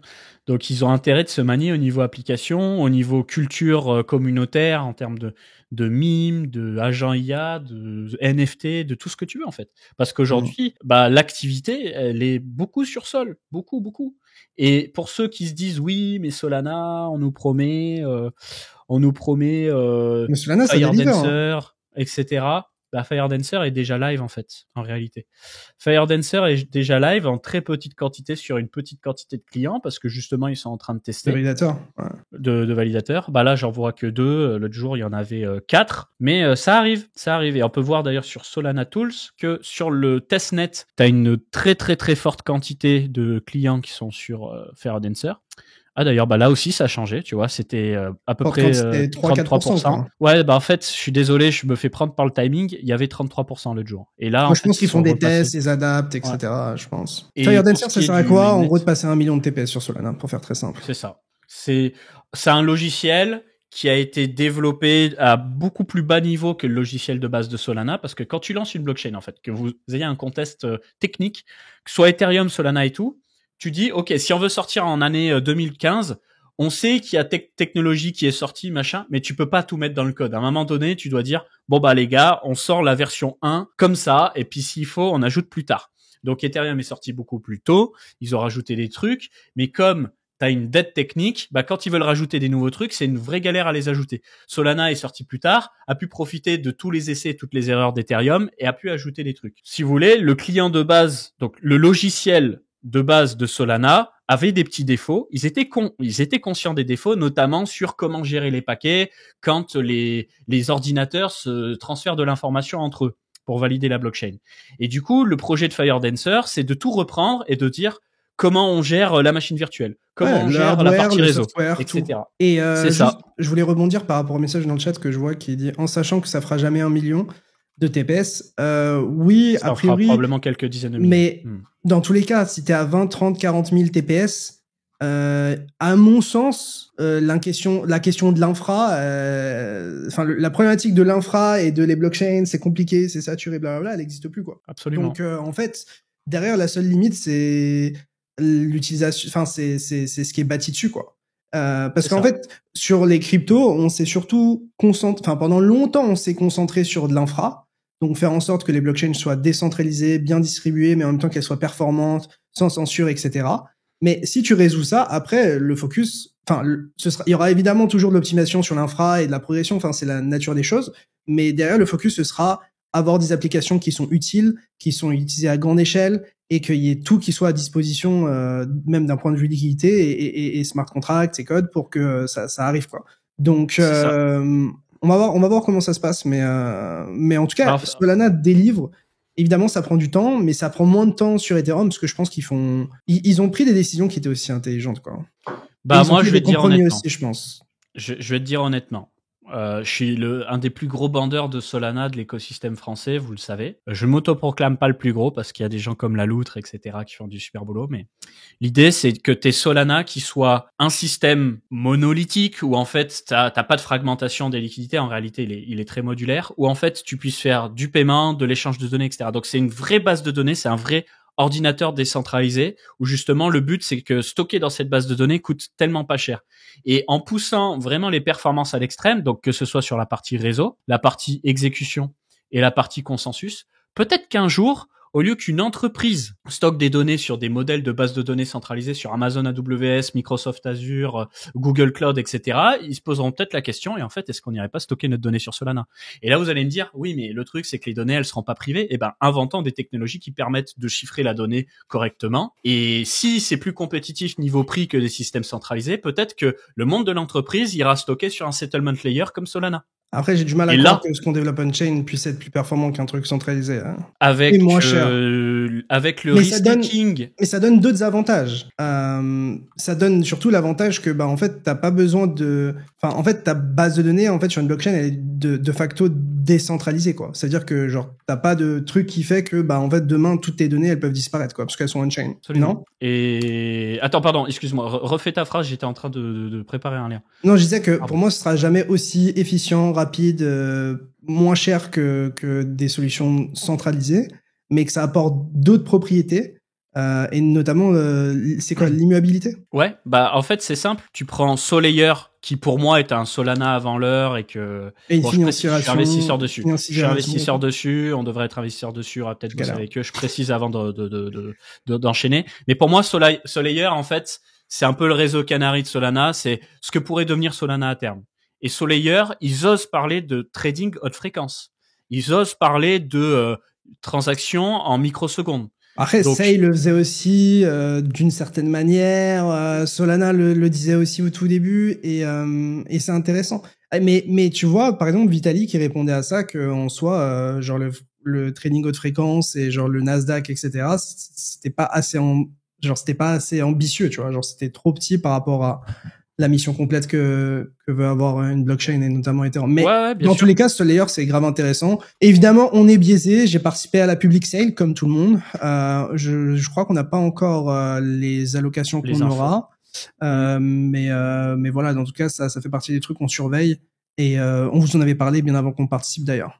Oui, je crois qu'on a fait des articles sur notre site. On vous en a parlé en stream, en vidéo, etc. Donc à chaque fois, on essaie d'être le plus transparent possible. Et peut-être qu'on peut faire une transition sur les contenus qu'on a publiés sur le site. Oui, je termine juste sur ça. Vas-y. Ma croyance profonde, parce qu'effectivement, on a été habitué à des promesses et des trucs qui sont sous-délivrés, qui sont pas performants, qui ont une UX de merde. Moi, ma croyance profonde, c'est que le couple 00 Solana Solayer sera au niveau d'un système centralisé distribué comme Visa, Mastercard, un réseau social, ce que tu veux, et que à terme, les gens choisiront plutôt la blockchain que des systèmes d'Amazon AWS, etc. C'est ma On n'a pas parlé d'un profonde. truc important. Faites-en ce que vous en voulez. On n'a pas parlé d'un truc très important même, Capet, sur Solana. Ouais. L'inflation. Dis-moi. Ouais, c'est vrai. J'ai oublié de me le noter qu'il y aurait une réduction potentielle de l'inflation. Donc en fait, il y a Mert Delius, qui est globalement un énorme validateur Solana et quelqu'un qui a une place critique dans l'écosystème, qui a fait une proposal pour que en soi l'inflation elle soit adaptée, changée, etc. Je crois qu'on n'a pas fait d'article dessus, ouais. Mais il a publié la proposition de mémoire sur son profil. Oui. Je sais plus où elle est. Ah, il va falloir suivre ça de très très près parce qu'aujourd'hui c'était une grosse critique par rapport à Ethereum, ce que je comprends par rapport à Solana, ce que je comprends totalement. Et ça pourrait aussi changer. Donc de toute façon, on vous en parlera bientôt. On vous en parlera bientôt. Mais tout ça pour vous dire que moi, je pense qu'on va avoir des niveaux de latence ultra bas parce que on va, par le biais de 00, j'en parle souvent de 00, mais si on arrive à carrément aller à bas niveau pour mieux router les paquets, etc., et qu'on branche des blockchains haute puissance comme Solana, Solayer, Sui, Aptos, Mega ETH, Monad, peu importe en fait, ça va tout passer sur la blockchain. J'en suis convaincu. Et pas que pour du paiement, même pour du stockage de données, ce que tu veux, et ça va être exceptionnel. Mais ça, c'est mon côté peut-être un peu trop bullish vis-à-vis de ce marché, mais on a le droit de rêver aussi de temps en temps. Du coup, oui, effectivement, on a sorti plein d'analyses. Tu vas pouvoir nous en parler rapidement, Léo, parce que c'est toi qui les as mis en ligne. On essaie d'être proactif sur les nouveautés, notamment le jeton Pengu de .j.goens, et à chaque fois, vous avez le sommaire, vous avez tout. Je l'ai mal prononcé. Pudgy Penguins. Ouais. Et du coup, vous avez toute l'analyse, à quoi sert le projet, à quoi sert le jeton, etc. Et c'est le cas pour chacun des projets qu'on a mis en ligne. On vous parle également de la narrative DeSci, donc science décentralisée. Il y a des trucs de ouf qui vont sortir, notamment. J'ai vu passer des réseaux de création d'énergie renouvelable, genre panneaux solaires, etc., connectés à la blockchain et connectés à des batteries pour faciliter la revente de cette énergie, etc., des trucs de malade. Donc voilà, il se passe des trucs sur ce marché, ça fait plaisir. Donc, on a je vous ai mis un lien dans le chat où en gros vous retrouvez nos dernières analyses de crypto.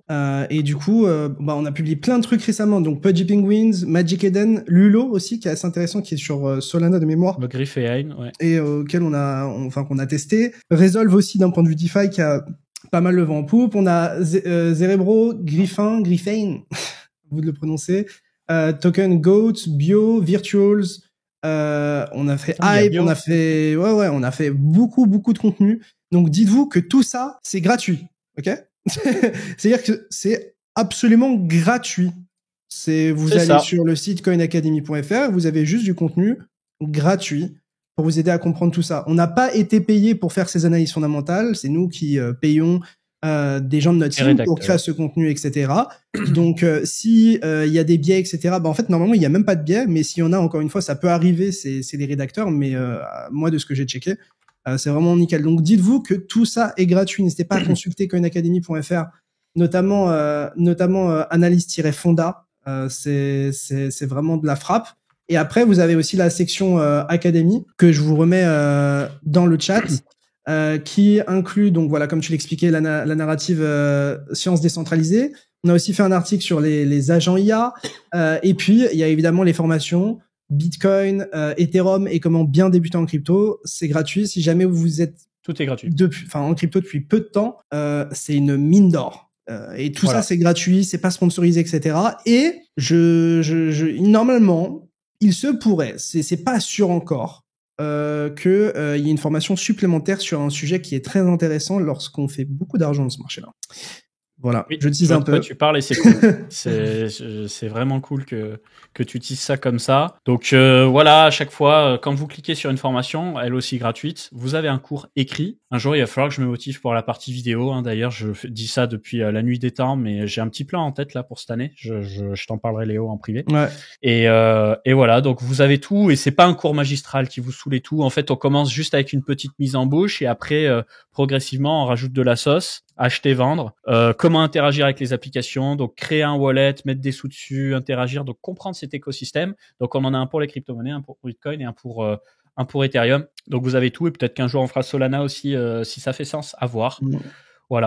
Donc je vais te laisser enchaîner sur la partie technique. Juste simplement, voilà, on produit du contenu gratuit, mais en plus on vous paye pour sur le Media Coin Academy. Pour vous dire à quel point on est sympa, tu vois. Mais pour que vous compreniez comment nous on gagne notre vie là-dedans. Bah nous, on peut investir dans des projets, ça nous permet d'avoir une vision du projet, on kiffe ce qu'on fait, on est à votre compte, et en fait, tout le monde est gagnant pour le moment. Voilà, franchement, ça se passe très bien pour nous, vous inquiétez pas, ça tourne très bien ainsi, et on n'a pas trouvé la nécessité de lever de l'argent ou de mettre des systèmes de paiement directement. On se fait payer pour des contenus sponsorisés, on peut investir dans des projets, et nous on y trouve notre compte tout simplement. J'essaye de partager mon écran, mais je crois que mon navigateur est un peu buggy. Pas de souci. Il n'y a pas de souci, je te laisse revenir. Et en attendant, encore une fois, merci à Bitpanda qui est partenaire de cette émission. Donc, notamment, voilà comment on s'y retrouve financièrement. On a des entreprises qui nous suivent et qui nous aident à financer le média. Donc, la rédaction, le contenu sur YouTube, toutes sortes de contenus. Donc, Bitpanda, je vous en parle rapidement. C'est un partenaire historique de Coin Academy. C'est une plateforme qui va vous permettre d'investir sur les crypto-monnaies, mais aussi les actions, les métaux, etc. On a fait une vidéo dédiée sur le sujet que vous trouverez en description. Donc, je vais me le noter d'ailleurs. Et ils ont la particularité d'être réglementés, de tenir au chaud vos fonds en sécurité, même si je vous invite tout de même, si vous avez une grosse quantité de crypto-monnaies, de vous prendre un wallet type hardware wallet, type Ledger, et de balancer vos crypto-monnaies en dehors de la plateforme pour les garder au chaud sur le wallet. Et voilà, vous avez la possibilité, encore une fois, d'investir sur toutes sortes de crypto-monnaies. Il y a pas mal de choix, ils ont fait pas mal de travaux pour réduire les frais et être compétitifs. Donc merci à eux de soutenir cette émission. Hop, je me le note pour pouvoir vous mettre le lien en description. J'y arrive. J'espère que Picsou va s'en sortir avec ses galères à lui. Et comme Picsou, il est lent, je fais ma petite autopromotion. Hein. J'ai une chaîne aussi dédiée aux crypto-monnaies qui s'appelle Capet Crypto, où je traite justement des analyses fondamentales. Je fais des interviews d'acteurs clés de l'écosystème comme Paul Crypto Formation, Victor Crypto, Iril qui va arriver. Et voilà, vous pouvez me suivre si jamais vous aimez les cryptos, mais aussi le gaming lié aux cryptos. Voilà, j'en parle régulièrement. Donc je vous laisse ça en description. Et ça fait bizarre de meubler pendant que Picsou est pas là. Je vois qu'il galère pas mal. On me demande dans le chat d'ailleurs, est-ce que j'ai regardé Hyperfly et tout? Non, j'ai pas regardé. Je suis désolé. J'ai voulu assurer sur la partie contenu Twitch, contenu YouTube. Donc j'ai un petit peu galéré. Et si vous nous suivez pas encore sur YouTube et sur Twitch, n'hésitez pas à le faire. Je t'entends, Léo, avec un autre micro cependant. Là, c'est bon? Ok, là c'est bon. Ok. Parce qu'en fait, j'arrivais pas à partager mon écran depuis Arc. Du coup, je passais sur Chrome juste pour ça. Ok. Comme ça, tu sais tout. Ça fait bientôt 4 ans qu'on fait cette émission. C'est une sauvagerie. Mais quasiment tous les dimanches, ouais. C'est toujours un plaisir parce que on peut vraiment partager à cœur ouvert ce qu'on pense de cet écosystème. Et je pense que c'est bien aussi, tu vois, déjà, on apprend de vous. C'est-à-dire que vous regardez des trucs qu'on regarde pas. Vous attisez notre curiosité sur plein de trucs, donc ça c'est super intéressant.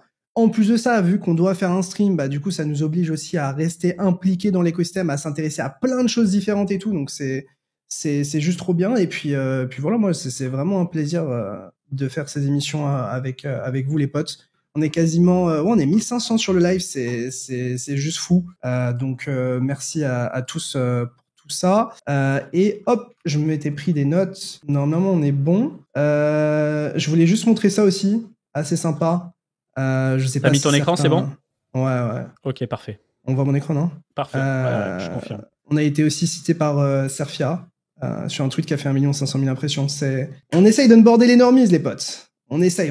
C'est un rêve qu'on vit. Franchement, on s'est donné, mais là, ça paye, quoi. Je suis refait. Merci à tous. Franchement, je suis trop content. Ouais, merci de fou, les frérots. Alors, pour vous parler un petit peu du marché, du coup, je peux retirer ça, ouais. Écoutez, du côté de la TradFi, ce qu'on a vu, c'est tout simplement le S&P quasiment retourné sur un plus haut historique. Donc pourquoi je vous parle de TradFi et pourquoi je vous parle du S&P? Tout simplement parce que même si on n'est pas genre tout le temps corrélé, il faut quand même noter que Euh, En bleu, du coup, vous avez le S&P et en violet, vous avez BTC. Vous voyez que, bon, je vous fais pas un dessin, on est quand même assez proche. En tout cas, sur les dumps du S&P, on le ressent d'un point de vue crypto. Et même les tops des rebonds, bah, c'était historiquement les tops sur le S&P. Donc, maintenant que je vous ai montré ça, bah, sur le S&P, c'est vraiment cool. Maintenant, je pense qu'il va falloir vraiment préserver ce niveau ici, qui est vraiment, vraiment clean. Si on regarde en daily ou en 3 jours, c'est vraiment clean. On a eu notre petite chasse ici. On a récupéré ici ce niveau en tant que support. En 4 heures, on a vu on l'a bien retesté, c'est nickel. Et moi, je pense qu'on se dirige toujours plus haut sur les marchés américains. Donc ça, c'est une bonne nouvelle, surtout que avec l'investiture de Trump, je pense que ça va être quelque chose d'assez positif. Du côté, par contre, du dollar, on voit que le dollar est toujours fort. Donc c'est assez... on est dans un paradigme assez intéressant dans le sens où on a les risk on qui pump, donc les actions, les cryptos, etc. Mais on a un dollar qui est aussi extrêmement fort. Donc, est-ce que c'est juste les autres monnaies qui sont de facto extrêmement faibles et que le dollar est pas si fort que ça? À voir. Je vous montre un petit schéma qui est assez intéressant. J'ai aucune idée de si on le reproduira ou pas. Mais il faut savoir que c'est par rapport à cette période-là. En fait, Trump avait été élu de mémoire vers ici, vers ici. Voilà. Trump avait été élu ici en 2017 et c'est ce qui s'est passé après. Donc pour le coup, on avait un range, on a cassé par le haut et derrière on l'a réintégré. Donc avec une forme de déviation ici pour derrière bien nuke. Donc un dollar qui est faible et un dollar qui dump, en règle générale, c'est quelque chose d'extrêmement positif pour les cryptos et pour les actions. Et donc derrière, si on superpose par exemple BTC, on va le mettre en logarithmique. On voit que le moment où il a vraiment commencé à partir en parabole, c'est justement le moment où en fait le dollar s'est affaibli. Donc je pense que évidemment c'est aussi lié au taux et actuellement on est dans un environnement qui est assez différent parce qu'on a quand même des taux directeurs qui sont assez élevés, qui n'ont pas tant baissé que ça. On a encore un dollar fort, mais je trouve que c'est intéressant de mettre ça en perspective. Je sais pas si on aura un schéma de ce style qui se produira. Mais c'est assez intéressant à surveiller. Sinon, pour vous parler un petit peu du total market cap, écoutez, pour l'instant RAS, c'est-à-dire que en fait pour l'instant on est juste en découverte de prix. On tient nos EMA 9 et 18 en weekly, qui sont historiquement les EMA qu'on aime bien tenir en bull market. Si on regarde par le passé, ces EMA, on les a tenus tout le run de 2017, on les a tenus tout le run de 2020-2021, et on les a tenus tout le run pendant les ETF. Ensuite, consolidation, on les a perdus. Donc, c'est un moment où il y avait du doute. Et dès qu'on les a recroisés à la hausse ici, derrière, on les a tenus. Et surtout, ici, on les a réussi en tant que support. Donc, pour l'instant, il y a vraiment rien qui me dit de faire extrêmement attention sur les cryptos. Pour moi, un premier signal qui serait assez inquiétant, c'est que on perd ces EMA. Donc, on repasse en dessous et qu'on croise à la baisse. Je pense que ce serait techniquement un contexte dans lequel, personnellement, je sortirais du marché. Parce que historiquement, sortir au moment où elle croise à la baisse, c'est quelque chose qui te protège dans beaucoup de cas. Donc, ça te donne pas une sortie parfaite, évidemment, mais je trouve que c'est un bon contexte et actuellement, le contexte est bull quand on regarde le total market cap. Quand on regarde le total 3, on voit aussi que, en fait, on est de retour on n'est pas encore de retour en price discovery, mais on a marqué quelque chose qui est assez intéressant. Ici, d'ailleurs, on a défendu en weekly le précédent all-time high, ici en mensuel. Donc ça, c'est quelque chose d'extrêmement positif. Et encore une fois, on tient les EMA ici en weekly.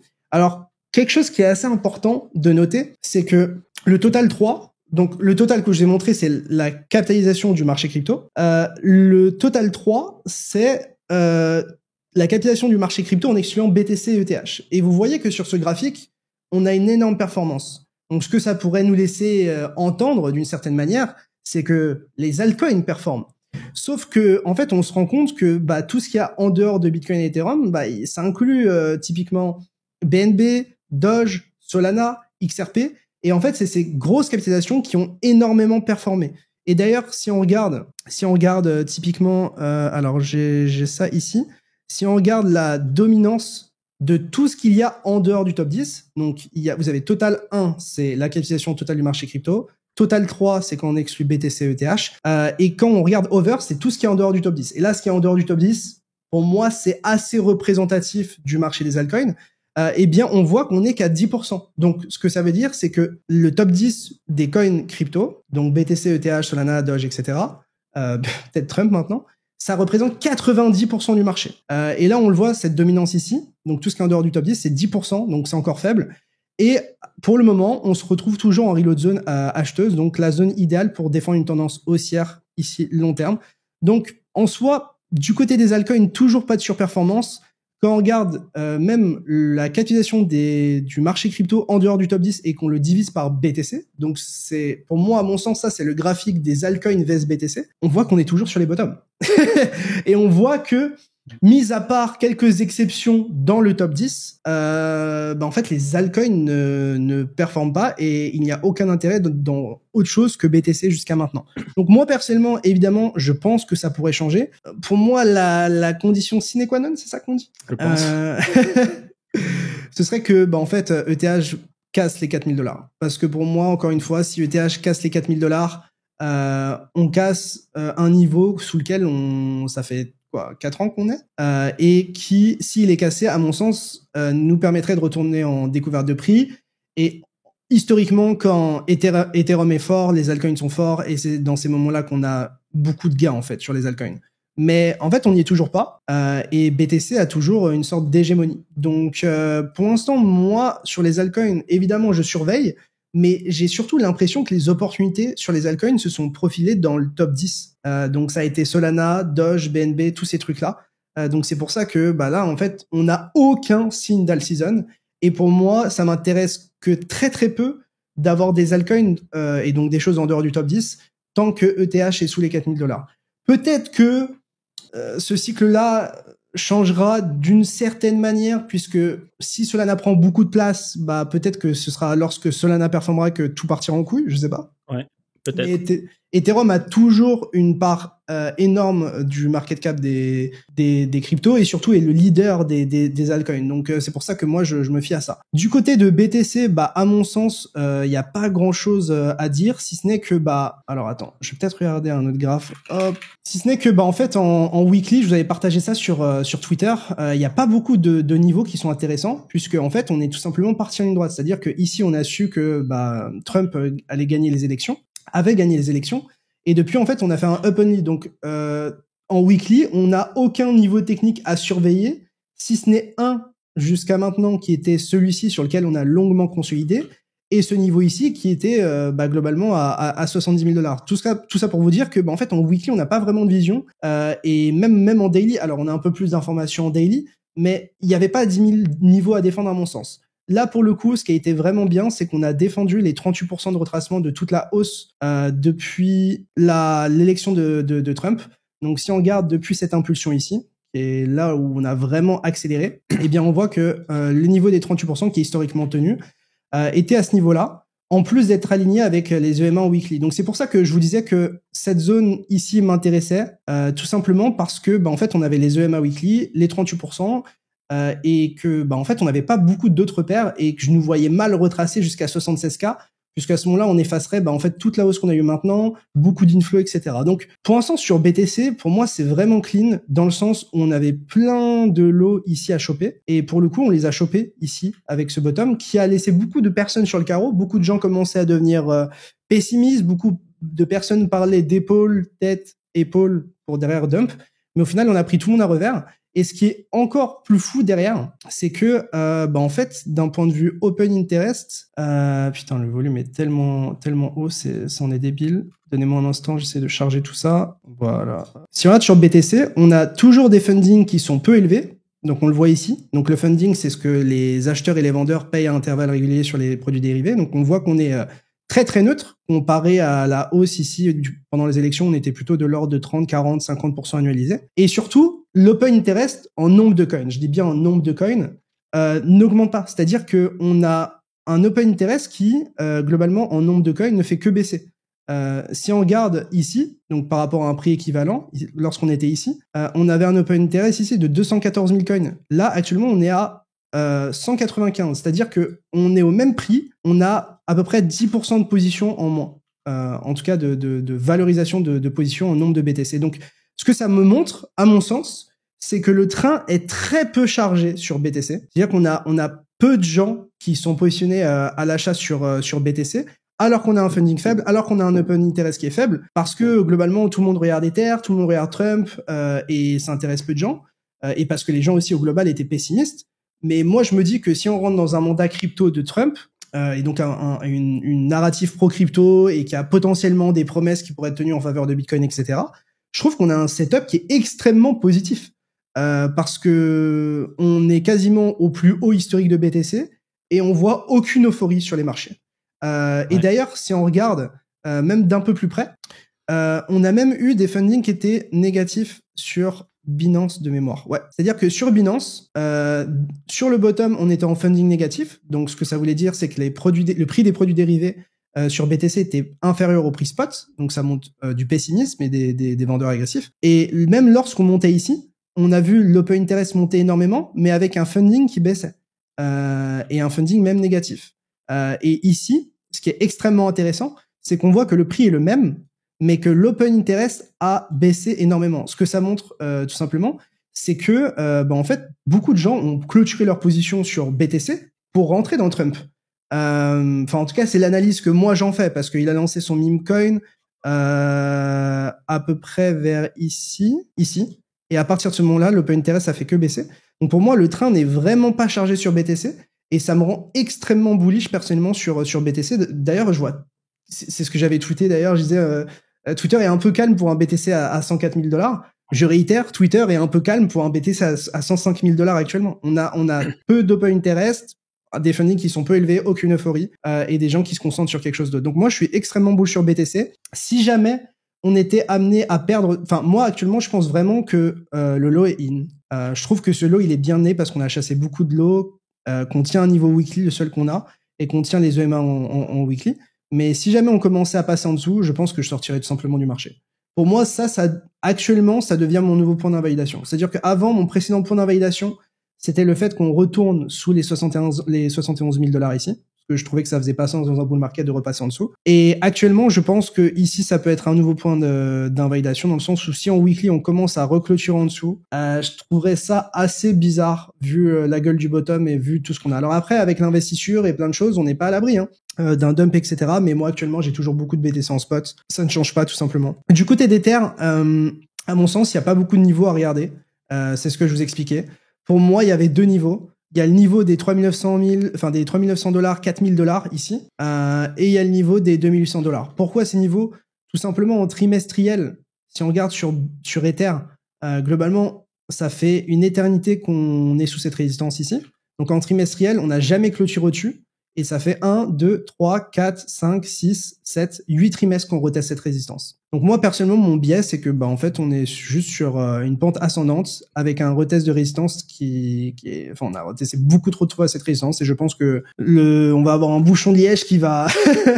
je pense à être ultra violent comme ça à partir. Je pense aussi, moi, c'est ma conviction, j'ai toujours pas vendu mes Ethers. Actuellement, je sous-perf le marché avec Ether, hein. Je sous-perf BTC, je sous-perf Solana dernièrement, etc. Mais je garde en fait une seule vision, qui est la vision mensuelle et la vision trimestrielle, et le fait que ça fait 14 000 fois qu'on a retesté cette résistance et qu'on n'a rien au-dessus de cette résistance si ce n'est de la découverte de prix. Et je pense que c'est ce qui va arriver. Par contre, si on devait prendre l'autre côté de la monnaie, d'une certaine manière, l'autre côté de l'analyse, en fait, pour moi, ici, c'est plus ou moins le dernier support à défendre. Pourquoi? Parce que, en fait, à mon sens, on est dans une tendance haussière en weekly, avec des sommets de plus en plus hauts et des creux de plus en plus hauts. Et que ici, on a eu un retest parfait, et ça fait plus vraiment sens de repasser en dessous, sachant qu'on a une sorte de déviation, réintégration. Pour moi, si on repère ce niveau ici, c'est probablement qu'on perd ce lot. Et si on perd ce lot, je nous vois bien aller bien plus bas, ce qui ne matche pas du tout ma conviction sur Ether et comment je vois le cycle, etc. Et du coup, je pense que si on perdait les 2800 en weekly ou en mensuel, je pense que je me barrerais, honnêtement. Pour moi, ça, c'est vraiment la zone idéale à défendre.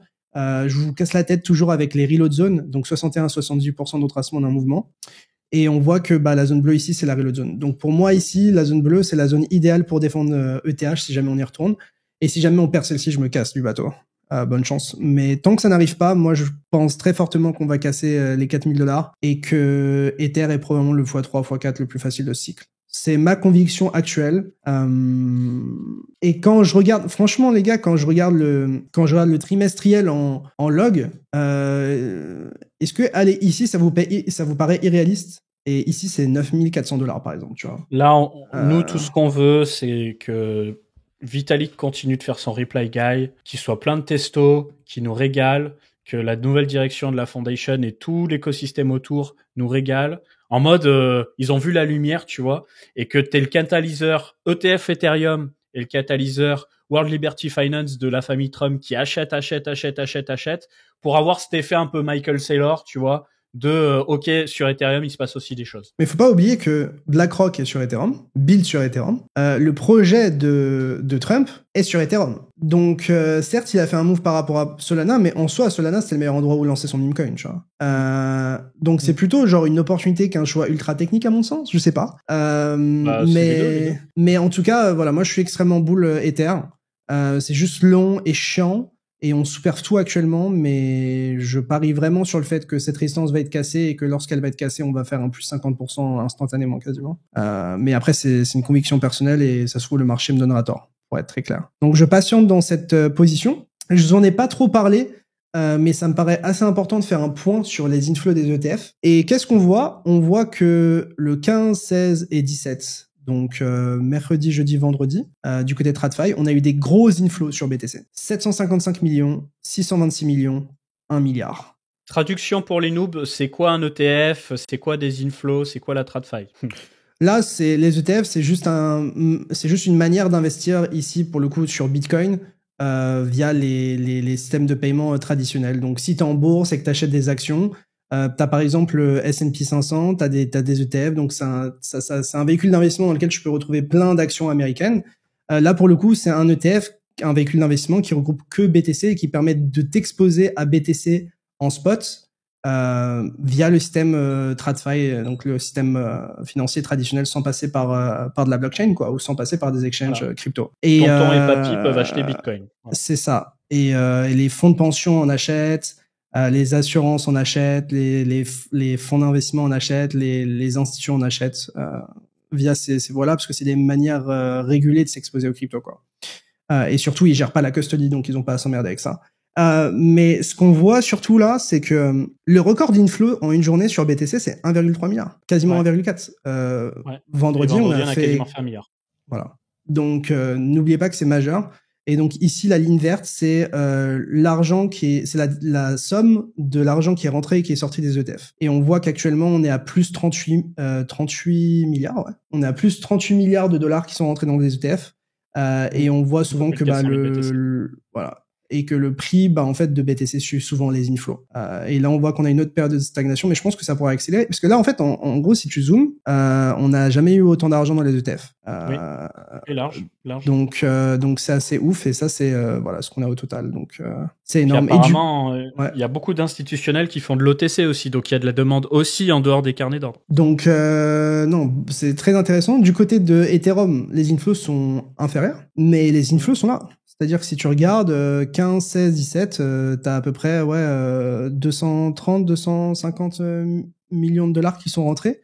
C'est pas énorme, mais à l'échelle des ETF Ethereum Spot, c'est quand même quelque chose. Et ici, vous avez la ligne verte de l'argent qui est rentré dans Ethereum, et vous voyez que en fait, l'argent rentre dans Ethereum depuis le 7 novembre. Donc ça fait 2 mois et demi que seulement l'argent rentre du côté des institutions dans ETH. Et ce qui est très marrant, c'est que en fait, si tu regardes à partir du moment où il y a de l'argent qui commence à rentrer, parce que là c'était surtout de l'argent qui était sorti du côté GRSL, à partir du moment où l'argent rentre vraiment massivement, en fait ça crée une sorte de tendance et on a l'impression qu'ils en achètent quand ils commencent à en acheter, ils en achètent vraiment régulièrement pendant une longue durée, quoi. Donc moi personnellement, c'est ça aussi qui me rend boule sur ETH, c'est que peu de gens parlent des ETF, mais je pense que ça peut s'activer du côté des ETF, et c'est ce dont je parlais aussi là sur CoinGlass. Si vous allez sur l'Open Interest sur BTC, vous voyez que la majorité de l'Open Interest, donc des positions sur les produits dérivés, c'est maintenant sur le CME, donc Chicago Mercantile Exchange. Donc c'est une manière TradFi de s'exposer à BTC via des produits dérivés.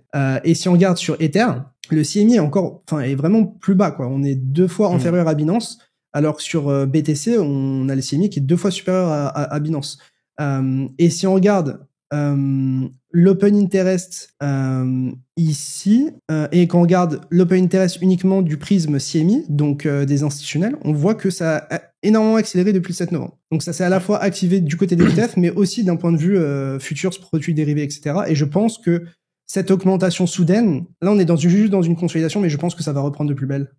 Donc à la fois sur les futurs et à la fois sur les ETF. C'est ça aussi qui m'emboule sur ETH. Et je pense que demain va être très intéressant parce que Trump a lancé son meme coin un samedi. Oui, matin. Et du coup, la TradFi était fermée. Donc qu'est-ce qui va se passer quand la TradFi va pouvoir retoucher au marché crypto lundi? Je sais pas si c'est férié lundi vu qu'il y a l'investiture ou pas du tout. Non mais gros, tu te rends compte, les médias vont dire Trump a lancé un meme coin sur Solana, mais il a aussi un autre projet avec sa famille qui sont sur Ethereum et qui accumulent de l'Ethereum. Si les journalistes font bien leur boulot, c'est ça le message, tu vois. Le message, il est violent pour Sol et pour Ether, hein, pour moi. Donc apparemment, les actions sera uniquement tradable dans une journée et 13 heures, donc après-demain. Et du côté du S&P... Demain, c'est férié aux US. Ouais, donc demain, on ne saura pas. Donc ce sera après-demain. Ouais, Martin Luther King Day, ouais. Donc voilà. Mardi 21, du coup, ouais. Du côté de Solana, je vous disais quoi? Je vous disais que pour moi, il y avait deux zones qui m'intéressaient. J'en avais parlé sur Twitter, d'ailleurs. J'ai refait un tweet dernièrement. Tac. Hop. Ce que je vous disais ici. Je disais Solana, relativement décevant dernièrement, mais difficile de lui en vouloir après avoir un run de $8 à $265. Perso, je trouve qu'un excès vers 150-170, correspondant aux 38% de retracement de la hausse depuis le bottom de ce cycle, serait attrayant pour jouer une poursuite du cycle. Si cet excès n'a pas lieu, une récupération du niveau mensuel des 208-210 en tant que support sur un signal intéressant. Sol n'est pas le coin que je veux absolument bid actuellement, mais en cas de panique ou de FUD sur les réseaux, je serai là. Et pour le coup, on a touché parfaitement ma zone bleue. Et les 38% de retracement de toute la hausse depuis le début. Donc si tu prends le bottom, le top ici, tu traces tes 38%, tu avais ce niveau ici. Et si tu prends ce bottom et ce top, et que tu traces la reload zone acheteuse, donc la zone optimale pour entrer, tu avais tes reload zones ici. Donc tout était aligné dans cette zone-là. J'ai une question pour toi. Ouais, dis-moi. Tu es en train de m'expliquer que l'analyse technique fonctionne et que c'est pas de l'horoscope? Je suis en train de te dire que l'analyse technique peut être utile pour définir des zones d'intérêt sur lesquelles tu as envie de te positionner. Et pour le coup, ça a pas failli, quoi. Donc voilà, pour le coup, on a retesté la zone bleue. Et ensuite, en 4 heures, on a une petite consolidation au-dessus, une petite consolidation en dessous, une petite consolidation au-dessus, on reteste en tant que support, et ensuite on a juste moon, quoi. Donc, est-ce que acheter maintenant, comme ça m'intéresse sur Solana? Bah, peut-être qu'on va partir en ligne droite, mais honnêtement, ça m'intéresse pas d'acheter vertical comme ça. Donc, je pense que maintenant, sur Sol, pour moi, il y aurait deux zones d'intérêt à partir de cette nouvelle hausse. Ce serait les 38% de retracement de la hausse récente, qui se situe au niveau du précédent ATH, ici. Donc 250, 255, pourquoi pas défendre, si jamais on a une structure, que le marché est bullish, etc. Et si jamais on a un peu un excès baissier, en mode tout le monde s'est enflammé sur Solana, et puis derrière le shit, il passe sur Ether, si on repasse ici sur Solana, il faudra se positionner, à mon sens. BTC qui s'envole. BTC qui s'excite. BTC qui peut nous faire un ATH. Bah actuellement, tu vois, j'ai racheté du BTC avec mes gains sur Trump. Et ouais. Du coup là, j'ai autant à peu près en BTC en ETH.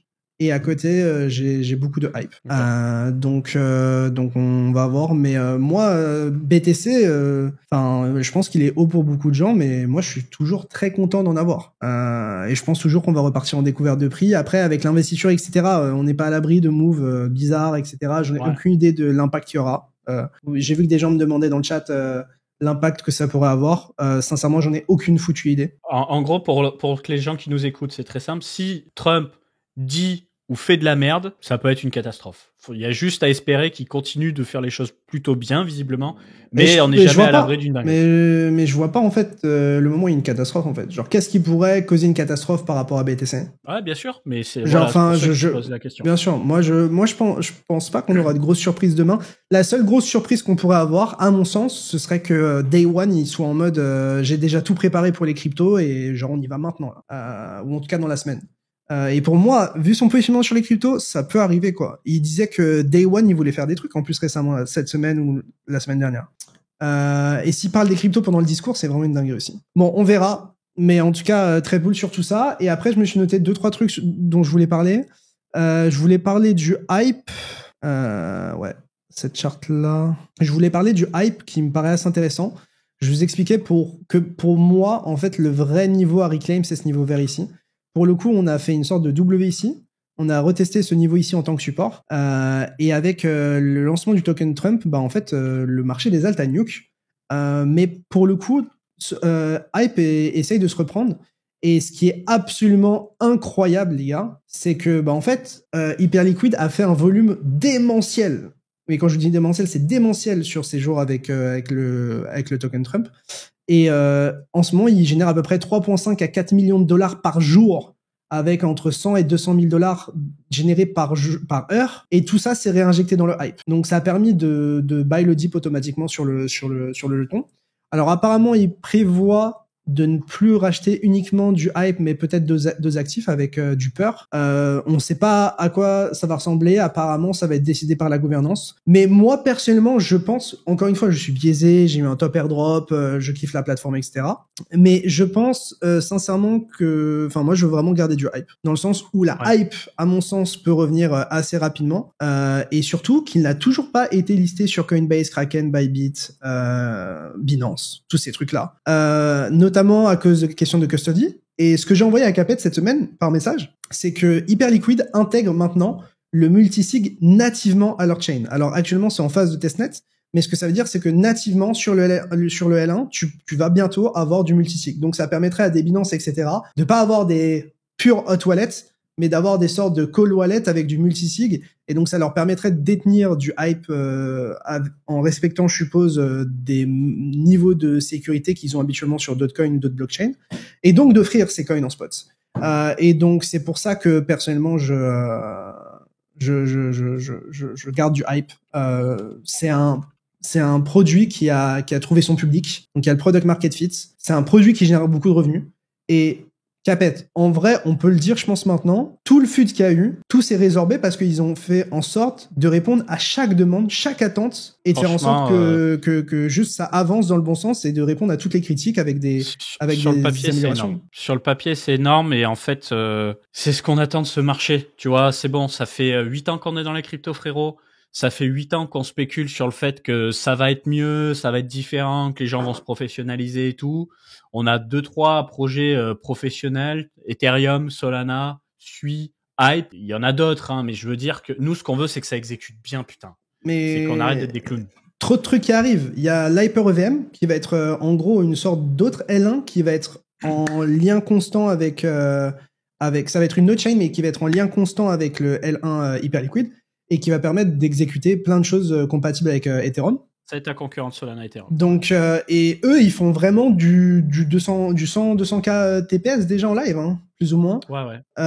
Donc, c'est plus performant que Solana, c'est plus performant que Ethereum, c'est plus performant que tout. Évidemment, c'est beaucoup moins décentralisé, voire relativement centralisé. Mais c'est ce que je t'expliquais.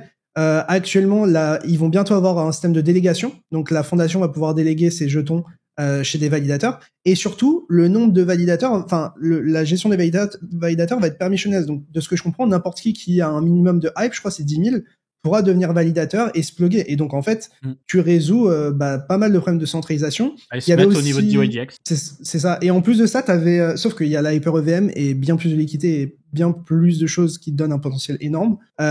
Et tout le FUD par rapport à la Corée du Nord, le fait qu'ils aient pas de bug bounty, les gestions de support pour les bounty, etc., tout ça a été réglé aussi. Donc, en fait, magnifique, quoi. Donc, Hype, moi, ça fait partie des trucs que je surveille énormément. Je surveille aussi énormément Doge, c'est ce que je t'expliquais. En mensuel, pour moi, on a retesté à une précédente résistance mensuelle en tant que support. On a l'investiture, on a Trump, on a Musk, on a le Doge, qui va être une sorte, pas un ministère, mais un truc pour réduire rendre le gouvernement américain plus efficient et baisser les dépenses. Réduire le poids de l'État.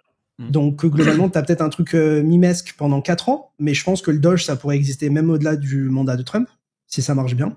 Donc moi, Doge, je surveille beaucoup, hein, parce que pour moi, le fait que Trump ait lancé son meme coin, ça va encore plus légitimer des trucs comme Doge. Et voilà, je regarde aussi BNB. Parce qu'en soi, BNB, je trouve que l'invalidation, elle est assez simple. C'est si on retourne en dessous de l'ATH en rouge ici. En mensuel, on a juste breakout. On a juste fait un nouvel ATH et pour l'instant, ça baille le support. Et BNB, personne n'en parle, mais en log, on a l'impression que c'est même pas monté en fait. Alors qu'on pourrait, je pense, encore en faire un plus 50% alors, x2 à partir de là. Petit saupoudrage fondamental. On a connu la BNB season fin 2020, début 2021 avant Solana. Aujourd'hui, BNB, c'est centralisé certes, mais ça permet d'accueillir des roll-ups. Et tu as notamment Sous Network, qui est l'équivalent de Mega ETH historiquement sur Ethereum, qui se déploie aussi sur la BNB Chain. Donc peut-être qu'on aurait un retour de la BNB season au travers de Sous Network. Moi, j'y crois à zéro et je pense que le seul objectif que j'ai en tête, c'est de voir Hype flip le BNB. Ou prendre une grosse partie de la capitalisation du BNB, parce qu'en fait, Hype, c'est ce que devrait être Binance, et Hype, pour moi, c'est la plus grosse menace du BNB, parce que c'est exactement comme Binance, sauf que c'est on-chain, il y a 100% des revenus qui refinissent dans le jeton, avec une approche de décentralisation. Pour moi, Hyperliquid, ça pourrait même être quelque chose qui aurait été bâti par Citi, tu vois.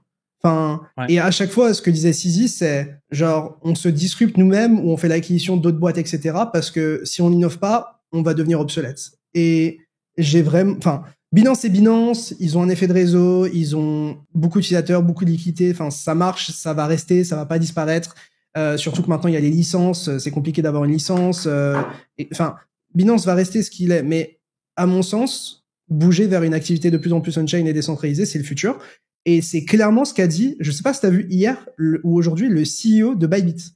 Bybit a dit que aujourd'hui, avec le lancement du meme coin Trump, en fait, ils se rendent compte que beaucoup plus de choses se passent on-chain et c'est pour ça qu'ils mettent beaucoup plus d'efforts dans la partie Web3 et que chaque exchange crypto centralisé va avoir une approche décentralisée ou on-chain avec une section Web3. Tu peux montrer le jeton, je crois que c'est Apex, le jeton. Ouais, non, mais en fait, non, parce que maintenant, ils ont leur truc Web3 directement dans Bybit et je suis pas sûr qu'ils capitalise à mort mais bref, mais tout ça pour dire que ça match la thèse d'Hyperliquid. Donc ça, je trouve ça extrêmement intéressant. Et je pense que c'est aussi ce que Coinbase fait avec Base. C'est de prendre les devants sur la partie on-chain qui va être de plus en plus grosse. Parce que c'est juste plus transparent, plus efficient, et surtout que les exchanges font des boulots. Ils gèrent trop de choses qui, en règle générale, genre dans la finance traditionnelle, t'as ceux qui exécutent les trades, t'as ceux qui gèrent la custody, t'as ceux qui gèrent le KYC, les trucs anti-blanche. En gros, t'as plein de modules qui se branchent entre eux pour que ça marche. Aujourd'hui, des exchanges crypto, c'est ultra centralisé et ils gèrent tout à la fois, alors que c'est plein de métiers différents. Et c'est ce que disait aussi le gars qui avait créé MTGOX. C'est pour ça qu'il dit que justement le custodian ne doit pas être l'exchange lui-même, tu vois. Et donc je trouve que en fait l'approche d'Hyperliquid est hyper intéressante et que ça peut vraiment faire quelque chose de cool. C'est hyper intéressant ce que tu dis, Léo. On est d'accord, le hype sert aussi de gas token sur Hyperliquid. Oui.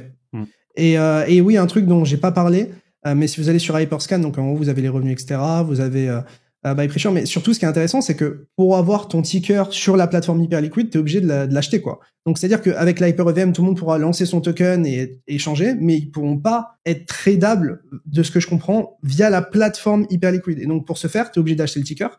Tous les jours, il y a des enchères. Et tous les jours, ça, c'est du revenu qui finit pour acheter du hype. Donc, en fait, et en ce moment, c'est en train d'augmenter. Donc ça, c'est fou. Et surtout, si tu regardes sur ce site que je trouve assez intéressant, t'as la répartition du supply. Donc, en fait, t'as 33% du supply total qui est en circulation, qui a été airdrop. Mais t'as surtout 37% du supply en circulation qui est staké. Et t'as 1,29% du supply total qui a été racheté par l'assistance fund de Hyperliquid. Donc lorsqu'il y a des frais qui sont payés sur la plateforme, c'est utilisé pour acheter du hype. Donc là, c'est 1,29%, mais par rapport au circulating supply, tu fais x3. Donc en fait, ils ont quasiment 4%. Ils ont quasiment 4% du supply en circulation avec le rachat, etc. Donc et en plus, c'est du supply qui bougera pas. Donc en fait, t'as peu de supply, beaucoup de supply qui est staké dans ce peu de supply, et en plus de ça, t'as un bot qui achète constamment du hype Léo, avec les fees. Donc en fait, t'as un asset qui est de plus en plus rare et t'as seulement une inflation de 2%. Alors, le seul danger que j'ai, c'est cette pensée de cette fois c'est différent, c'est extrêmement toxique sur les marchés. Mais force est de constater que l'avenir on-chain, il est en train de se créer. Ouais, clairement. Et moi, je suis très bull sur hype. Peut-être qu'on me donnera tort et que le plus gros de l'upside est déjà trouvé, mais imaginez un business comme Binance, sauf que en fait, le business redonne 100% de ses revenus à ses utilisateurs ou à son token. C'est une folie. décentralisé, transparent. Genre l'utilisateur est vraiment propriétaire de la plateforme en plus. Aujourd'hui, vous pouvez pas être propriétaire. Vous avez un BNB qui vous permet de faire des choses, mais 80% du supply est à CZ. Et ça n'a pas de lien avec les revenus qui sont générés par Binance, qui se mettent tout dans leur poche. Donc, Hyperliquid fixe that. Du coup, ce message est très intéressant. L'avenir on-chain n'est que pour la DeFi, on dirait. Mais en fait, ce qu'il faut comprendre, c'est que ce marché des crypto-monnaies, tout est financier, tout est spéculation, tout est DeFi.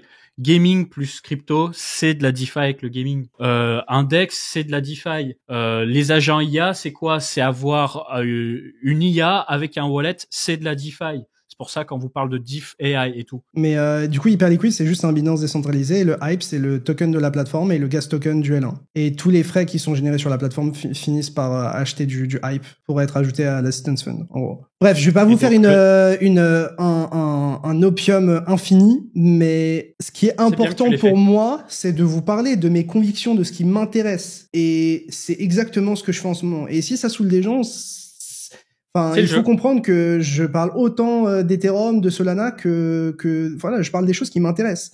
Et en ce moment, si tu vois, dans les protocoles qui génèrent le plus de revenus et qui sont touchables, parce que Tether, tu peux pas toucher leurs revenus. T'as quoi? T'as AAV et t'as Hyperliquid. Et après, t'as évidemment d'autres choses, mais c'est des trucs qui sont les tokens, on voilà les VC. Là, il y a même pas de VC, il y a rien. C'est une dinguerie, ce qu'ils ont fait.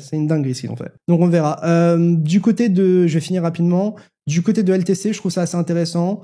On a ce gros niveau de support ici en vert. On a Flip, qui était une résistance par le passé, qu'on a réussi en tant que support ici. D'un point de vue EMA, on les a parfaitement retestés, on les utilise en tant que support. On a potentiellement un ETF qui arrive. Donc pour moi, tant qu'on perd pas le niveau vert, je pense upside sur LTC. Et pour finir, sur les autres trucs que je voulais parler, je voulais vite fait vous parler de 2-3 coins dont on parle peu. Mantra, OM. Ouais. Est-ce que c'est pas le token qui a le mieux résisté au dump récemment parmi les altcoins? Il consolide après avoir fait un gros truc vertical. Ça a l'air assez manipulé, honnêtement, ce truc sans retracement. Mais ça fait partie des trucs que je regarde. Je pense que si jamais on commence à break ici, tu vois, on pourra avoir cette grosse consolidation qui se termine et pour passer à une autre phase haussière. Donc c'est ce que je surveille. Je suis pas positionné dessus actuellement pour être clair. Et après AAV, je pense qu'avec la narrative Trump, ça peut encore plus performer. J'ai pas forcément de bons points d'entrée, honnêtement, c'est compliqué. Et après il y a tout ce qui est agent IA. AI16Z, ça a bien retracé. J'en ai pas actuellement, mais si jamais on a... Tâté, en dessous des $1, putain. Et tu vois, si jamais on a une petite consolidation ici, etc., moi je buy, tu vois. Mais après, il y a un Uldrama avec Show, qui est un des main contributeurs ou dev, je crois, qui a un peu insulté tout le monde et qui a fait de la merde avec un autre token, non? Enfin, c'était pas ça? Qui s'est pris la tête en fait. Show qui s'est pris la tête parce qu'il y a un gars qui l'a critiqué, donc lui il a critiqué, et puis après il s'est mis à insulter, et du coup bah ça a fait du mal à AI16Z. Et après on a eu AIXBT aussi qui a bien pump dans les agents IA, Virtuals qui a bien rebondi, etc. Donc voilà, je suis pas positionné sur ces trucs là, mais je les surveille. Et puis Griffin qui pump encore beaucoup. Un gros framework sur Solana, beaucoup posé par Solana aussi, ouais. Donc voilà. Donc je pense que c'est à peu près tout sur cette masterclass. On tombe sur 2h20. Je pense que c'est all good. Et voilà, j'espère que la partie technique vous aura intéressé, même si elle est un peu saupoudrée de fonda. Je trouve ça intéressant de mixer les deux. Franchement, c'est une des meilleures émissions qu'on ait fait. En termes de structure, je pense. On a été 1500 quasiment tout le long, tout canaux confondus, c'est énorme. 1500 viewers, c'est absolument gigantesque. Merci encore. Donc nous, on est tous les dimanches en live sur Twitch, que vous pouvez nous suivre sur Twitch. À 19h. Le vrai 0xPixou, catégorie crypto. Dimanche 19h, tout à fait. La rediffusion, elle tombe le lundi, à midi, en général autour du midi. Donc vous pouvez revoir cette émission avec tous les liens utiles. Vous avez également sur la chaîne YouTube de Coin Academy des analyses de projets. Là, en l'occurrence, on a parlé du meme coin de Trump et aussi de la politique de Trump sur les crypto-monnaies. D'ailleurs, les deux ont bien cartonné. Donc, la chaîne, elle est en train de péter. Ça fait trop plaisir. Merci beaucoup. Bientôt 17 000 abonnés. On est également présent sur Twitter, bien entendu. Voilà, donc on est multicanaux. Et voilà, on n'a qu'une envie maintenant, c'est que Coin Academy, ce soit vraiment le média de référence francophone pour les crypto-monnaies. Et on donne tout. On donne tous les potes. Donc, merci pour la force. Vraiment, ça fait extrêmement plaisir de vous voir autant, de voir des messages positifs, etc. Encore une fois, on espère qu'on vous aura comme disait Dropshipper, apporter de la valeur. et, et puis voilà, on se retrouve dimanche prochain dans tous les cas. C'est ça. Merci beaucoup et puis on vous souhaite une excellente soirée. N'hésitez pas à vous abonner, nous dire ce que vous en avez pensé en commentaire. Ciao tout le monde.